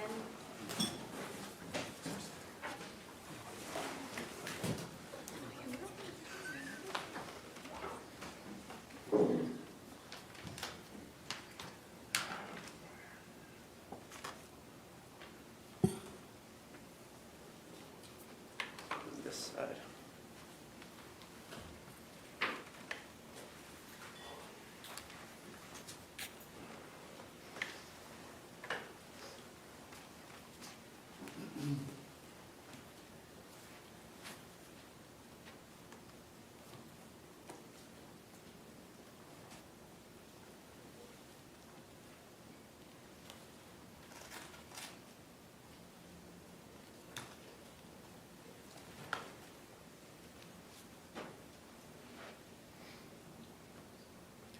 Judge, the paperclip was on when this event occurred.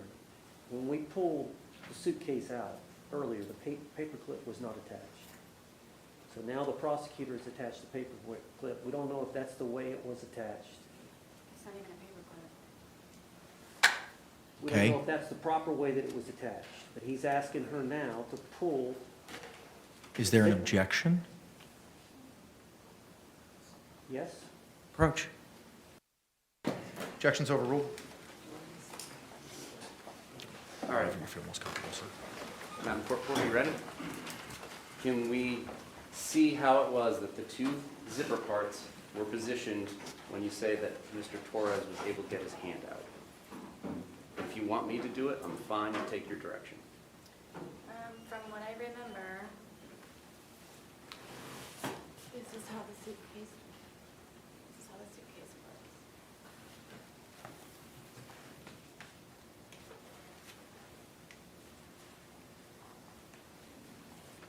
This was up here. This was not this hard either. So this was like here, Okay. right here.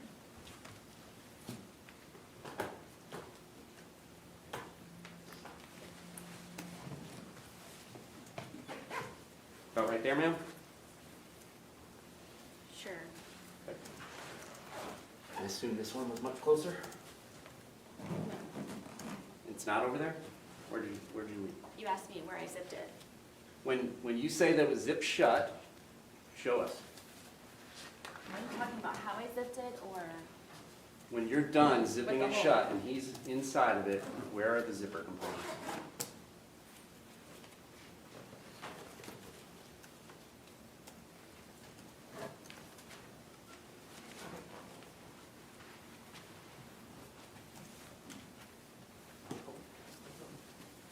Just tell me where it's at. I mean, it was the corner. I mean, the corner It was was right kind here? of open. I mean, In here? it's not,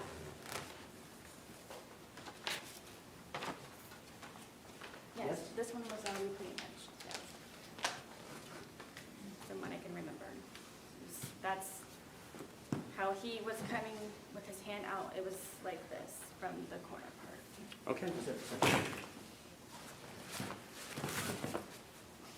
Thank you. You can return to your seat.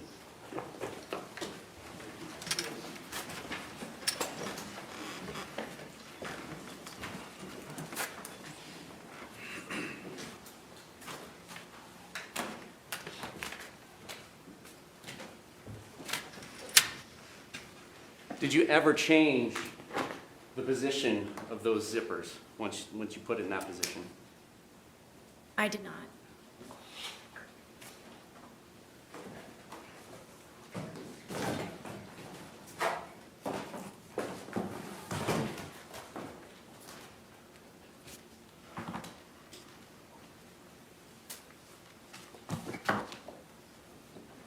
And so once he was zipped into there, there's some amount of time, but you don't remember specifically before you start taking the 2-minute video, correct? Yes. And then that's when you say what you say, and that's when he says what he says. We've all heard it, correct? Yes. And then between there, in that second video of the 22 seconds length, it's at this point where he's beginning to get angry, and then that's when you take the baseball bat that's in evidence, and your testimony is you start poking him with the end of it. Did you say this was the second video? Between the two videos, that's when you started hitting with the bat because he was getting angry and trying to escape, correct? Right, I was not hitting him, yes. Okay. Did you ever hit him with the bat while he was outside of the suitcase? No. So each time that he is hit with the bat, it's through this suitcase. And that's what leaves the marks on him because you didn't hit him with the bat outside the suitcase, correct? Yes, if you'd like me to demonstrate. No, that's okay. The suitcase will speak for itself.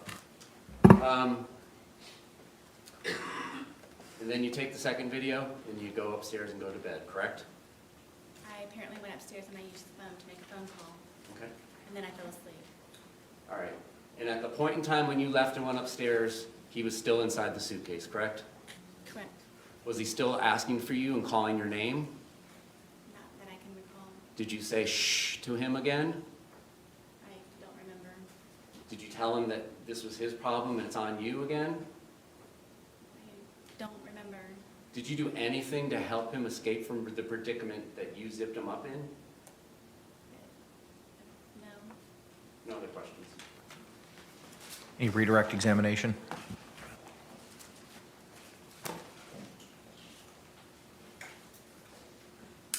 Ms. Boone, he just asked you the question that you poked him, and you didn't poke it. You poked, every time you poked him hard with the bat, he was inside the briefcase, The suitcase, yes. the suitcase.